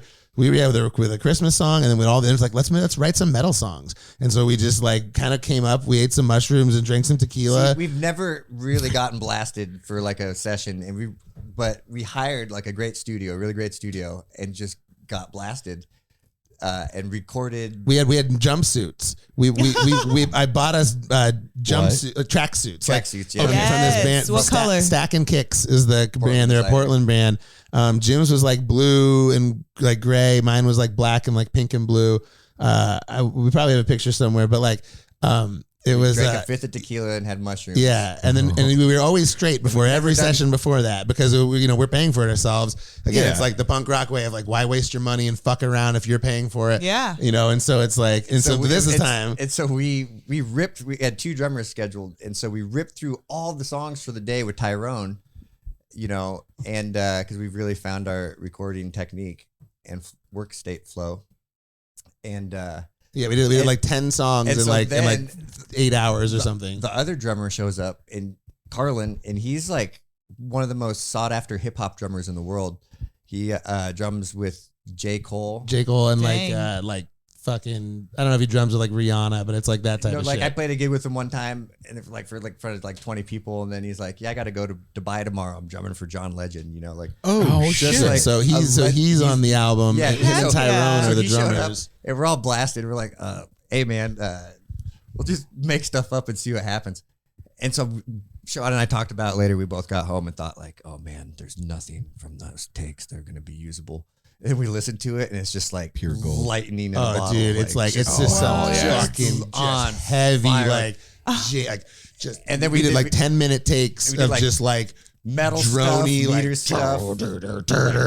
and like, and he's just doing this crazy drum stuff, and then we'd do some like just funky like total like old meters type of like funk with him, and then like it was just a really crazy fun fuck around day, and then it turns out like we've started then taking those and then building the songs off of those jams, and so like so we're finishing like 2 of the metal songs right now, and that's what we were listening to in the car before. Oh, okay. Yeah. Hell yeah! Oh man, So- I You can't guys wait to have, hear- I like, can't wait to hear that. like a dream career in a sense, without the pressure of trying to be something that you're not, with like the labels or like Right. And it's really true. right, like And I enjoy it very much. it sounds. See it. It's not lost on us. Definitely. I mean, like sometimes it would be nice to like if we had like $1 billion or something from somebody. If somebody just said, "We like you so much, here's some money," but at the same time, Yeah, we're looking for that same person. That's Aaron's dream. That's Aaron's dream. Yeah. But we spent 10 years traveling, like a lot. Yeah, and, like just like back and forth across the country, like nonstop. And you're booking yourselves. Yeah, and we had and booking agents for a couple managers times. we had the managers. full infrastructure. I mean, we've worked with the full infrastructure. We've seen it. But it's just we get to do what we want, and It's I nice. can't It's picture nice to somebody be trying to independent. And the fucking next- tell you guys. Oh, like you know, a record exec be like, anything. "You boys need to pick a lane and Yeah, like stay in it and Eat go shit with and the die. genre." Yeah, and, exactly. And it's we want you to wear this. Yeah, no, exactly. I mean, at this point, it's always been a free for all, but it's like we don't even talk about necessarily like the show, where it's like it's never a like, what are we wearing or what are you wearing or what are we gonna do? I know what you're wearing. Yeah, I don't wear. Yeah, Jim knows. I'm just basically gonna wear any clothes. He's been wearing Shorts no and no- jorts, jean shorts. He's been wearing jorts like probably 70 gigs in a row, and he wore these pants. It was the these other pants. night, It was these pants. to a gig, and me and my mom made fun of him. At the gig. And, like, he showed up with jorts every other gig after that, Yeah. even when it was cold. And it was like 30 degrees, and I'm like, Yeah, okay, yeah. but it is more comfortable having the shorts on. I will that. So I think that is It's not just in makes you look 30 cool. degrees. Yeah. No, but it's like if I was outside, no, but like being inside, it's like I'll kind of do it. It's like, I feel it's like early, like Henry Rollins. You get the short shorts and you just kind of like take the power stance and like really like, you know, I kind of go for that a little bit. I channel it. I like it. We were playing in McCall, Idaho, backing up kind of a Neil Young type character, Brad Parsons, and the bartender made Sean put his shirt on during the first set. You're like, whoa, we heard somebody has their shirt off over here. Can't have that. Yeah, apparently that's big trouble in Idaho. He told me at the during set break, he's like, I didn't get mad because this isn't our gig, you know. Yeah, it was on Brad's name. Oh my god! Set dumpsters the on endless fire. things you hear about Idaho. Oh, Yeah. Like small town Idaho. Just communicated with his publicist or somebody today. Oh, Brad? Yeah. Okay, cool. Yeah, Do you guys do some stuff with him? Yeah, we back him up. Yeah. So one of rock and roll band. Yeah, one of the Brad does a lot of projects, his solo stuff or a Brad band. But for a while, yeah, we was the Brad and the Quick and Easy Boys. And yeah, we did like a string summit with him. We did Sawtooth with him out in Idaho. We did Moscow Music Fest in Moscow, Idaho. So that was been kind of fun. I think it's kind of just scheduling wise, like when it works, it works. Yeah. That's cool, man. Yeah. But that's been a fun project to do with him. Is your mom at a lot of the shows? Yeah, she's at quite a few. Oh, Is she stoked for you? Oh, I mean, she's a wonderful, vibrant person, so she likes to come have a good time. Your mom loves you so much. I love my mom very much too. Hell yeah. And she has a new boyfriend too. Oh, really? Oh yeah, Papa Doug, as my daughter calls him. Are you cool with Doug? I was the one that encouraged him to date her. Oh, fuck yeah. Right on. Right oh on. my gosh. Oh yeah, Yeah, Doug. Yeah, Doug's a good man. he's the best. And Welcome aboard, Doug. And I told him, you know, early on, I said, you're the only suitor that can date my mom that I won't ask for money from. Oh my god. Does Doug make you call him Dad? Well, I call him Papa Doug. Okay. PD. Yeah. Shout out. Oh, PD. Oh, yeah. That's super cool though. Yeah, and now they like slow dance at shows, and I see my mom grabbing his butt, like she's like, Oh. It's because of Hell you. yeah. well, no, It's your fault. I know, but I keep telling him that I've never seen her so happy, so he needs to write a book for all these young lonely men on how to treat a woman. Right? Oh, there Wow. That's so rad because there's something about seeing your mom happy that just does something for you on the inside, you know? Yeah, I mean, and we've been around the mama for 20 years. We used to and so- practice in her basement. Yeah, with Mama's basement. Mom was down with it. That She was, was- Yeah. Mama was so down. She still is down. So she really is like, she's our mom. She's the mama. Like she's everyone's mama. Like Yes. in the band. Like we've partied with the mama. We have some really great times with the mama. Yeah. And she's a really good mama. And she like is very supportive of Jim and the on. band like That's the whole dope. time. Yeah. What's mom's name? Liz. Liz. Shout out to Right Liz. on, Liz. Right on, Good job, Liz. Mom. Yeah. We love you, Yeah, Liz. she's the That's best. so Now, sweet. I'm curious. Are you guys from Oregon or transplants to here? I'm from Gresham. Yeah, I'm from Okay. Beaverton. Okay. Yeah, a little Almost bit that rival way. Yeah, cities. Yeah, it's Yeah, like right. about the same distance apart, like from Portland. But we didn't meet until we went to school in Eugene at U of O. Okay. So that's where we met each other. But yeah, we've been Oregonians, I guess, our whole life. I think Well, not me. I live in Washington now. Oh yeah, you in Washington. you're a That's Washingtonian. But then it's like, but for a while too, though, it was like we were touring so much that it was like it felt like we were actually like legit seeing people and like across the country more than we would see like people in Portland. wow. Yeah. Just because it was like sometimes you don't get to hang out with all your friends right all the time, and it doesn't happen to work out for these 3 weeks that you're home, and then you go back to New York and then you're hanging out. So it's like you're hanging out with people in New York more. Sean than you're met hanging his out. wife on tour in New York. Yeah. So it was like, it was kind of like a lot of, we were really like all over the place for a while as a band of just being everywhere except for Portland, which also was kind of weird because I feel like it was kind of detrimental to us in town because we wouldn't built in concentric circles out. Yeah, and we were just going full saturation. Full saturation, and then we wouldn't be around to be establishing relationships, even like with venues or promoters in the Northwest as much, because we would be out so much in the whole country, and then like we'd come back and it's like people wouldn't know who we like. People would know who we were, but like all the 40-year-old we would like we've always drawn really well. Like we built it up like consecutively over 20 years, which is like pretty cool. But like, I mean, knock on wood, right? But it's like, you'd be like, people would have no idea who we were, or like it took, we'd something like festivals, and you'd try to like not get in, and they'd be like, who are you? And it's like, dude, like we're like, we were here last year, or like we could do this in another place, and like, but it's like even in our own backyard, it's like we can't get someone to respond to an email or something, right? And that was kind of a thing for at least a little bit earlier on.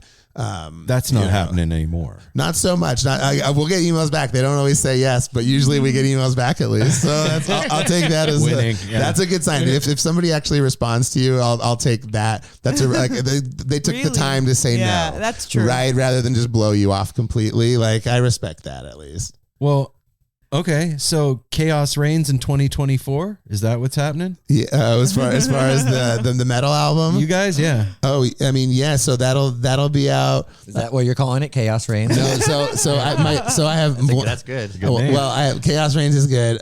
Bo came up with a song called "Deepest Midnight Ever." My son, he came up with was playing my drums. How old was he? He was like 4 or 3 at the time, and he was like hitting the drums, and he was like, let's call this one Deepest Midnight Ever. And it's just him hitting the drums like a total metal thing. So I'm like, okay, I got it. We got to steal that title. I love that title. Yeah, right. But so unless he wants to, I'll save it for him if he wants it. But I was thinking if we have the funky one, we could call it, we could either be like funky shit and scary shit. And then, or it could be like funky stuff and scary or funky things and scary stuff. And they can be the things and stuff EPs. And then right, or like I don't know. So there's like I've been thinking about good ideas. silly ways to do something. Especially it's like, do we release them simultaneously? These complete opposites, because we release a metal album, it sounds nothing like what people are going to get at a show, right? It's like, how do you promote a metal album if you don't play a metal, unless you're King Gizzard, and they have their fan base, which is much bigger than ours. So it's like we somehow need the people who recognize the craziness of music, you know what I mean? It's like it's that type of thing, and it's like the only reason not to release them at the same time. Now we're having a band meeting. Well, yeah. We like it. Is because we were going to hire a publicist to do some type of placement campaign, which we're not doing. Release them at the same time. Well, yeah. No, consensus has been reached. Yeah, no. So it's like work. So it's difficult, but it's definite. It's like we have a Christmas single, of like the Roy Orbison Beach Boy song, and then like a metal album and a funk EP. It's like that. None of that really makes sense cohesively. And as far as like we can't, let's promote this single for the new EP coming out, but it's like it doesn't sound anything like it. So it's like that doesn't work. The only thing that goes with everything is the Christmas album, because a metal person can do Christmas. Right? Yeah, anybody can do Christmas. Well, Christmas is. We felt it was about time to have a silly holiday song. I mean, so we just like, it was like, we need to get one out there. And how can Jesus Where's My Presents not? Yeah, Jesus Where's My Presents? Like, I was like, it's about as serious as the song title sounds. It's a pretty silly song, but it's pretty ripping though too. So yeah, because on Friday it'll be out. I want to get serious for 1 second. Oh no. No, well, for real, what's your greatest, and when you think about it, your best and greatest accomplishment with the band? To each of you, because it might be a different answer. Wow. The best, or just like best or greatest, like among them, or like really like, I mean, I don't know if like your accomplishment. There's never one, right? Because they grow. Of course, if I would ask you this 5 years ago, it would be different. But I'm asking you today, with 20 years behind you. I mean, I'd say the marathon itself gets more ever impressive. Yeah. The fact it builds exponentially. Yeah. But I mean, I'm very proud of Sean and our friendship and how much our relationship has grown as best buds, and the depth of the music and trust. Probably the level of trust that's come about is probably the greatest accomplishment, and being able to support our families.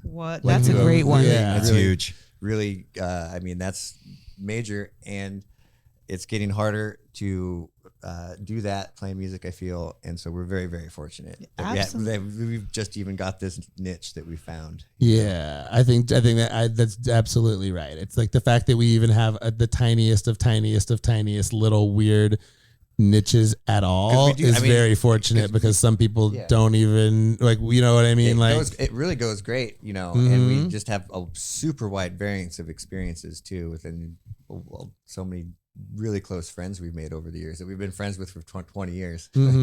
Like we have these friends and sisters whose kids, when they were like 6 and 7, were like huge Quick and Easy Boys fans, and we taught them, this is again past the statutes of limitations, but we taught them how to cuss and how to drive.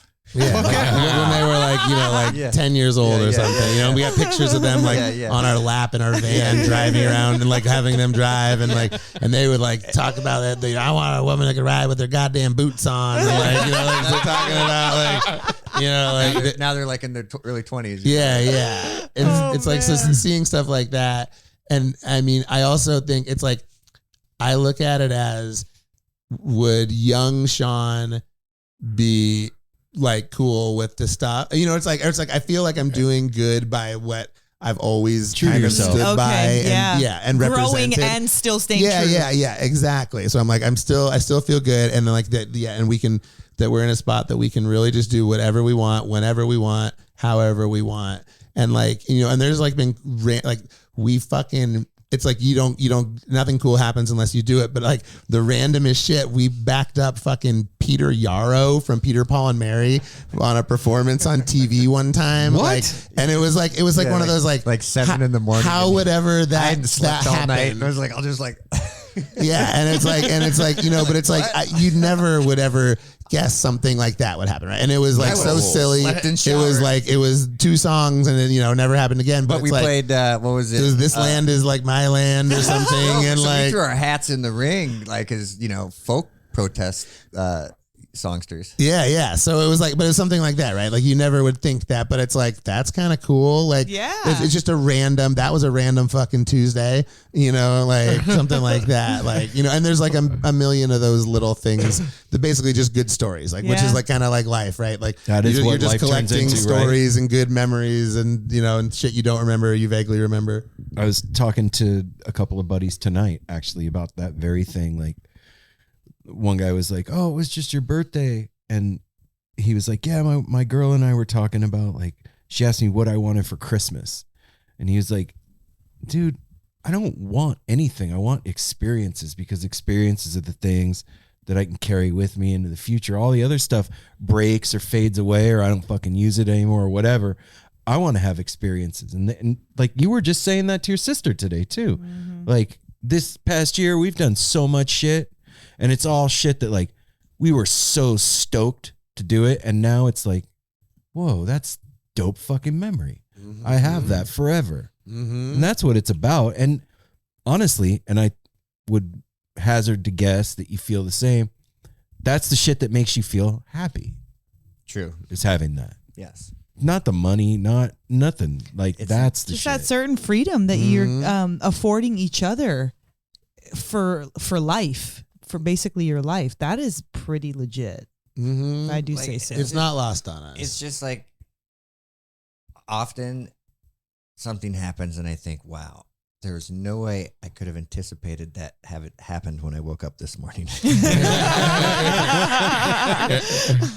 But that's great. I mean, like I feel like that's how life should be, right? Yes. Like you don't want to have like the same shit, right? It's like, I think it's amazing that you can be 41 or 42 and still have days like that. You know what I mean? It's like I locked my keys in my car at the dump the other day.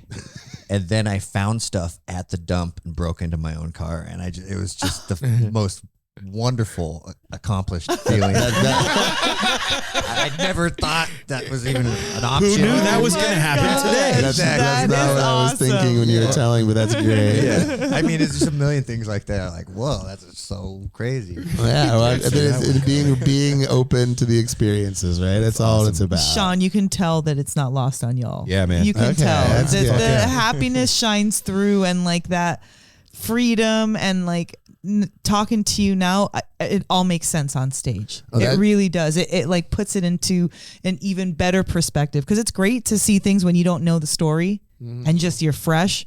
But now knowing the story, giving a little bit more meat and depth to it, it's really great that you guys are doing that, like punk rock style, man. That's dope. Yeah. I am really charged up about it. My favorite gig that we have right now that's like that, like consistently, is we play every first 2 Wednesdays of the month at the Laurel Thirst for happy hour. The first 2 Wednesdays? Yeah. First 2 Wednesdays of every month. And we play straight New Orleans songs. We've had like the Portland's best New Orleans piano Fats player. Domino shit, and like Meters or Dr. John. Like it's just like James it's a good Booker. like fuck around like just straight New Orleans. But we apply the Quick and Easy Boys Insanity to New Orleans songs, and it is really fun, and it just gets completely packed every time. And we're gonna have to come check that out. Absolutely. We call those ones Queasy Gumbo. Yeah, Queasy Gumbo. Because like the Quick and Easy Boys, so like everyone calls us the Queasy Boys, right? So it's like Queasy Gumbo because that's like it's a real that's so Louis was gracious enough to give us so that's been a cool thing to get, like, and again it's stuff like that. It's like being able to play and have like a residency somewhere is like, again, it's not lost on us, and like, you know, we're appreciative of everything that, you know, that we do have. Right on. Freedom is tantamount. Yeah. And like, and we've always too, going back to, it's like trying to express art, trying to have other people have a good time at our shows. we'd always take our shirts off and we'd be like, this is a judgment-free zone. Like, take your shirts off with us, right? Like, guys, girls, doesn't matter, right? Like, it's just like, just because it's you know, it's more fun and you're partying, and like, we're just having a great time and partying. But like, it really does allow, having a good time in front of people allows other people to have a good time. Yeah. Yes. It shows that it's okay, right? So it's like, if I'm not going to enjoy myself and do this, and I genuinely enjoy when I'm dancing on stage, I'm genuinely doing that. Like, having a fucking blast. It's maybe like 10% performance that. and like 90% like real, like fucking, this is just like, I'm in it. I Like, call you know? that Papa Bear grabbing salmon out of the river. When But it's like, but people seeing that, you know, like a giant man with his shirt off, like dancing around, or like, and like singing in falsetto or screaming, or it's like it can be liberating for other people. Free. Yeah, and it's like a judgment-free zone, and like, let's dance, let's do this. You're literally letting people pop off. Yeah, with each other. We would say pop it off. That's what We'd say pop it off, and then they'd pop off the shirt. Yeah, and we used to, we've had this the Wednesdays at the Laurel Thirst every July for like 12, 15 years. Yeah, it started like 12 years ago. We'd do like an annual monthly residency. And so we would always go to Chen Yen's, which is a bar down on 28th right after. It's no longer there, but it was got R.I.P. Chin Yen's. It was And the best. it was like a super dive bar, super punk rock bartenders, and Like they'd like fill that coffee mug with whiskey when you'd order one. You know what I mean? And for like $3. and we're already we're hammered drunk after our show, and there's the only bar that would let us in. Because we would take all of our friends, which are all With- 40-year-old dudes, No, with all the shirts off. all the 40-year-old with all of our naked shirts guys. off. No, and then we would like if someone would walk by, we'd chant USA and try to get them to take their shirt off. You know? like, and it was like, you know, these poor Chinese people that didn't speak English owned the restaurant. They'd come in and look at us and like back out. Oh shit! You know, I don't remember. I remember that. Yeah, I remember at the peak of it, I came in. Why were we yelling and that our at the people walking by? Our drummer was on Sean's shoulders, stabbing the roof with a Rambo knife. Yes, I do remember that. Yes. Yeah, but it was anything goes. It was just like, they never kicked us out. They let us in all the time. I don't really drink. We tipped well. But I want to drink with you. We tipped well. Yeah. We called those parties Smapu parties. Yeah, shirtless men of Portland unite. Yeah. Like, yeah. And we tried calling it Spapu, you know, shirtless people, but no women ever showed up. It was all 40-year-old dudes. So, yeah, this was like, it was like we have like it's the same fans that go to Tool concerts. It's like, it's just like dudes and dudes that want to talk about music and dudes that want to talk about the gear and all these things, and that's awesome. But it's like it's like that's the crowd. It's 40-year-old dudes. Well, you know what I mean? Like, a lot of close friends. yeah. So what about bud? What about That was like a Dionyson freak out chant that my best friend from high school, kind of came up with, and It's stuck. Yeah, it's like it's you know it evolved. It's like something that evolved to a point where by the time it came. Okay, if you want the full story, I want the full story. Yeah. It came from the Pleiades. And the reason I say that is because one time in high school, he got really drunk at a girls' volleyball party, high school party in Sandy. Okay. And he got so drunk that he ended up falling into a ditch with a tire that had blackberry bushes, and he was as one does. And he was rolling around in the ditch with the tire, screaming, "Subaru, Super fucking Roo!" for like hours, just like totally lost his mind. And so then people would see him at school, and they'd be like down the hall, like Subaru, like messing with him because it was the funniest thing anyone ever seen. And so then it's like he took it to heart, and he'd just be like, and there's a real kind of emotive dialect to it where it'd be like Subaru, super fucking Roo, Subaru, and then that turned into not you Subaru, not you, and they go not you bud, and then not you bud turned into see ya bud, and then see ya bud turned into yeah bud, but Subaru in Japanese means the Pleiades, so that's why I say and that's their logo. Yeah, so it came from the Pleiades. And by the time I got to Quick and Easy Boys, then Jim and Mikey Bud brought it in, and then it was just yell it when you're drunk. We ran with it, and so it's you could just have a whole conversation of like yeah bud, like you yell it, yeah bud. It's like and different inflections, and we've done it, and we've spread this now over the country, like because we toured for like nationally for so long that it was like so we have these yeah bud stickers, and we tag everything and give them out, and then so like we would see like people like our friends they're in this band in Baltimore called The Bridge. And they would start saying it, or like, and their fans would start saying it, and so like you created a meme. The yeah bud meme, to the point where there is a motherfucker in Maine or something who has like a photography company called Yeah Bud Photography. No way. Swear to fucking God. I got an article. Someone ripped it out and mailed it to me. And it's the article, and it's his like article, Yeah Bud Photography. And I'm like looking this motherfucker up because I'm like, okay, we've never played Maine, but we've played like Vermont and like Connecticut and Massachusetts, all that stuff. So it's like there's that, and it said that he used to live in the Northwest. Oh, so I'm like, dude, that's Yeah Bud's been around in the band context since like 2004. And we've played every fucking where. So that's why I'm like, I think this guy got it from us. I haven't reached out to this person. And he owes you 10%. Yeah. Why haven't you started a PI? Well, I'm building my case before I pounce. Maybe that's your benefactor. Maybe.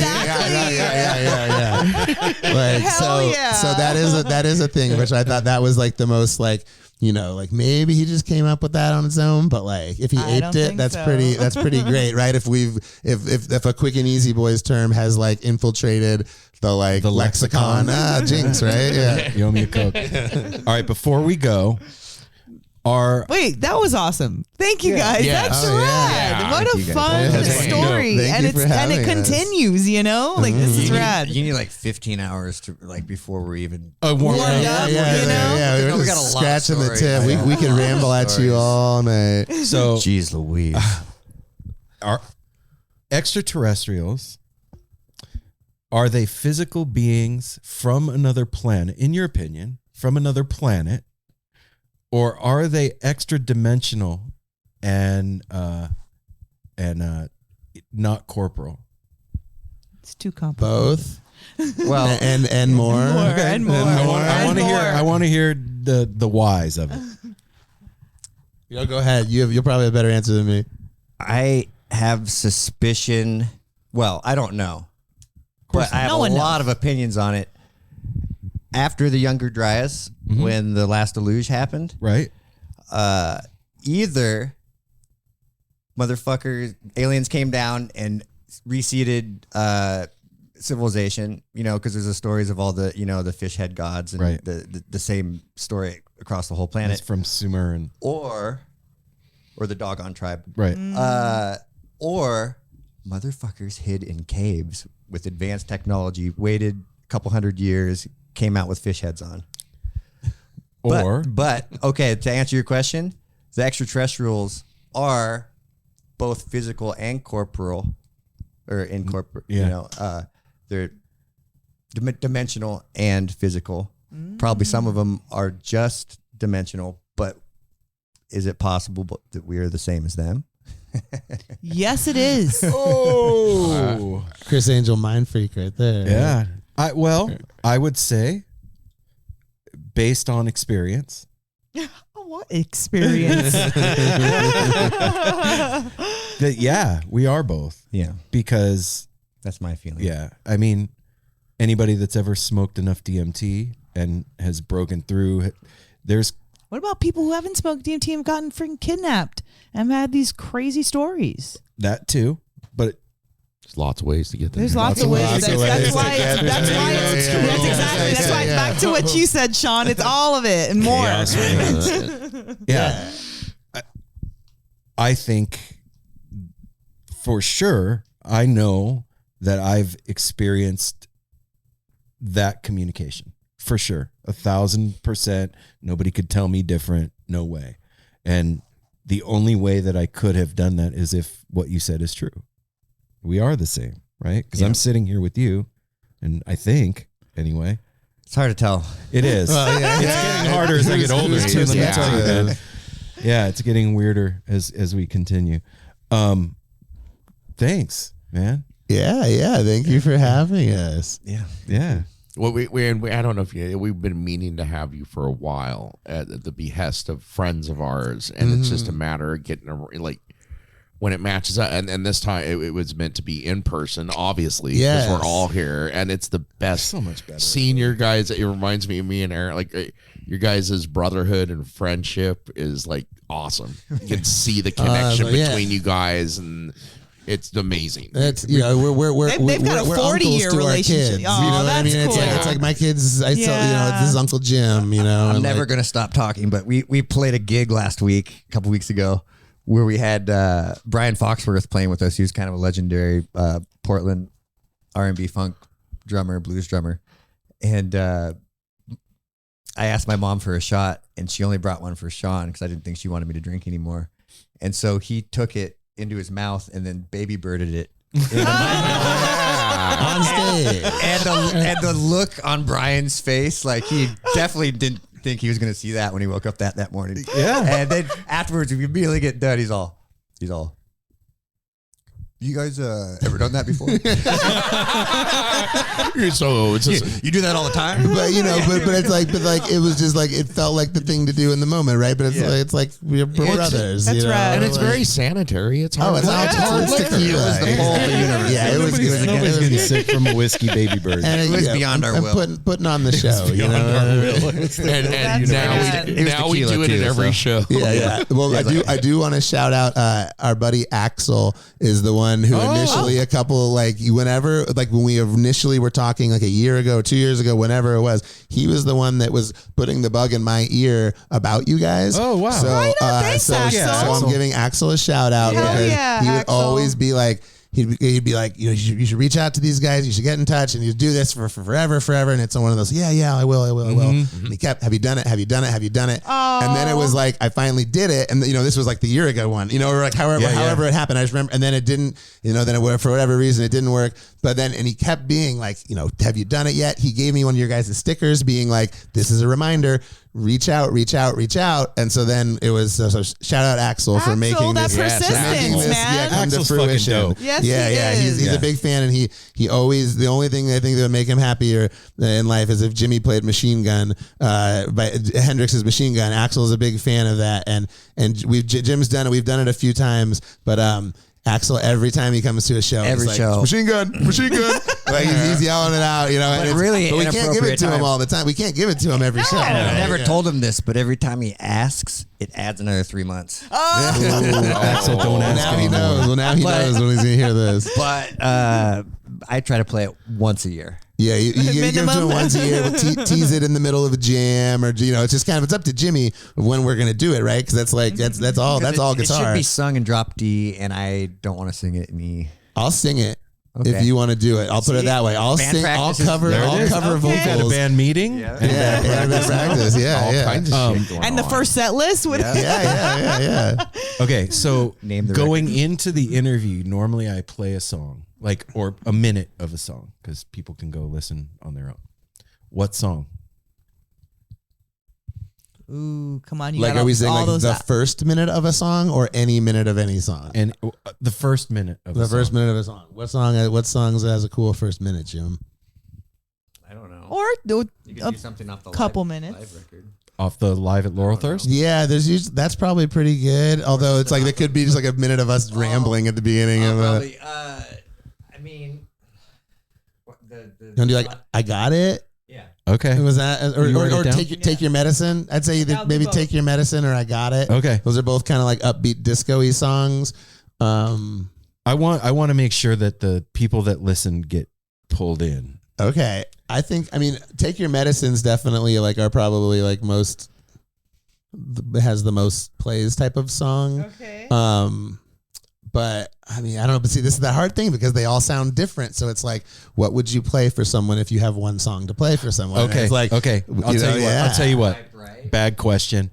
How about if I just pick? Yeah, I'd say whatever. If Whatever you know, we- whatever I go, whatever you're ooh, feeling. that one. Yeah, Okay. yeah. 2 minutes of meowing. Yeah, because also that could be different. I could be like, yo, because the last album we came out with one in 2021, and it was this like space opera about an astronaut who crashes and Yeah. falls in I love. listened with to it at work Yeah, today. okay, yeah. Amazing. So it's like, Amazing, stuff guys. like that. I could be like, yo, like play some. I think the best track is this one, but then it's like it could be like, what's this weird? To somebody who doesn't know. We'll leave it to chaos. Yeah. Okay. I like that. Yeah, leave All it to right. chaos. There we go. All right, guys. Thanks. You appreciate it. Thank you for having us. Do you remember guys. your anniversary? of the band? Yeah.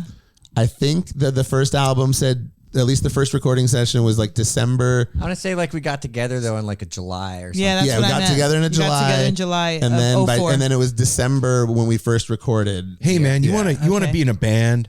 Yeah, man. And now we're here. So coming that up shit. in December, it's gonna be 19 years. Yeah, dude. Oh, yeah, happy anniversary, you Congratulations, two. Joe. Yeah. Right on. It's 19 wild. years of Fucking doing love whatever it. the fuck you want. Exactly. Hell yeah. Well, and shout out Tyrone. You're not here, but you Yeah, shout out represented Tyrone regardless. Hendrix. Yep, Yeah. exactly.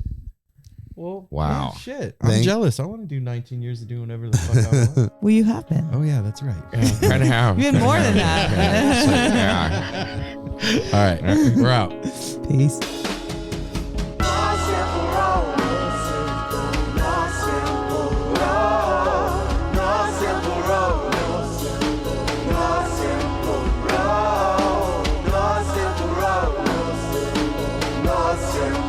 Like twist and turn, the mission turning, it's a journey. Wish the word is many problems, but it's a burden. Family needs has been deferred, and hella means been the earth, and alchemy can bring the birth, the melody of a newborn. So persistent, so resistant, so insistent, so commitment, so resilient, or haven't you learned it? One simple road.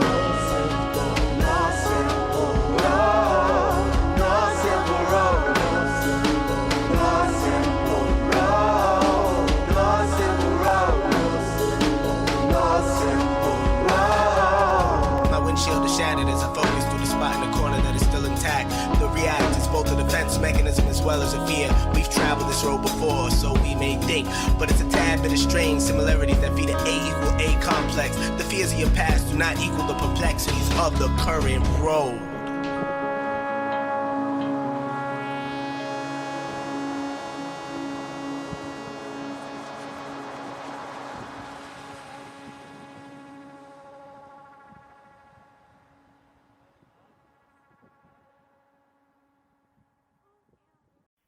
Hey, this is Steve Choi, host of the Musicians Guild podcast, part of the Sound Talent Media podcast network. Within the four walls of the Musicians Guild, we'll be discussing the habits, idiosyncrasies, experiences, and general psychology of my friends and peers, all involved with music in various capacities. Listen and subscribe at soundtalentmedia.com.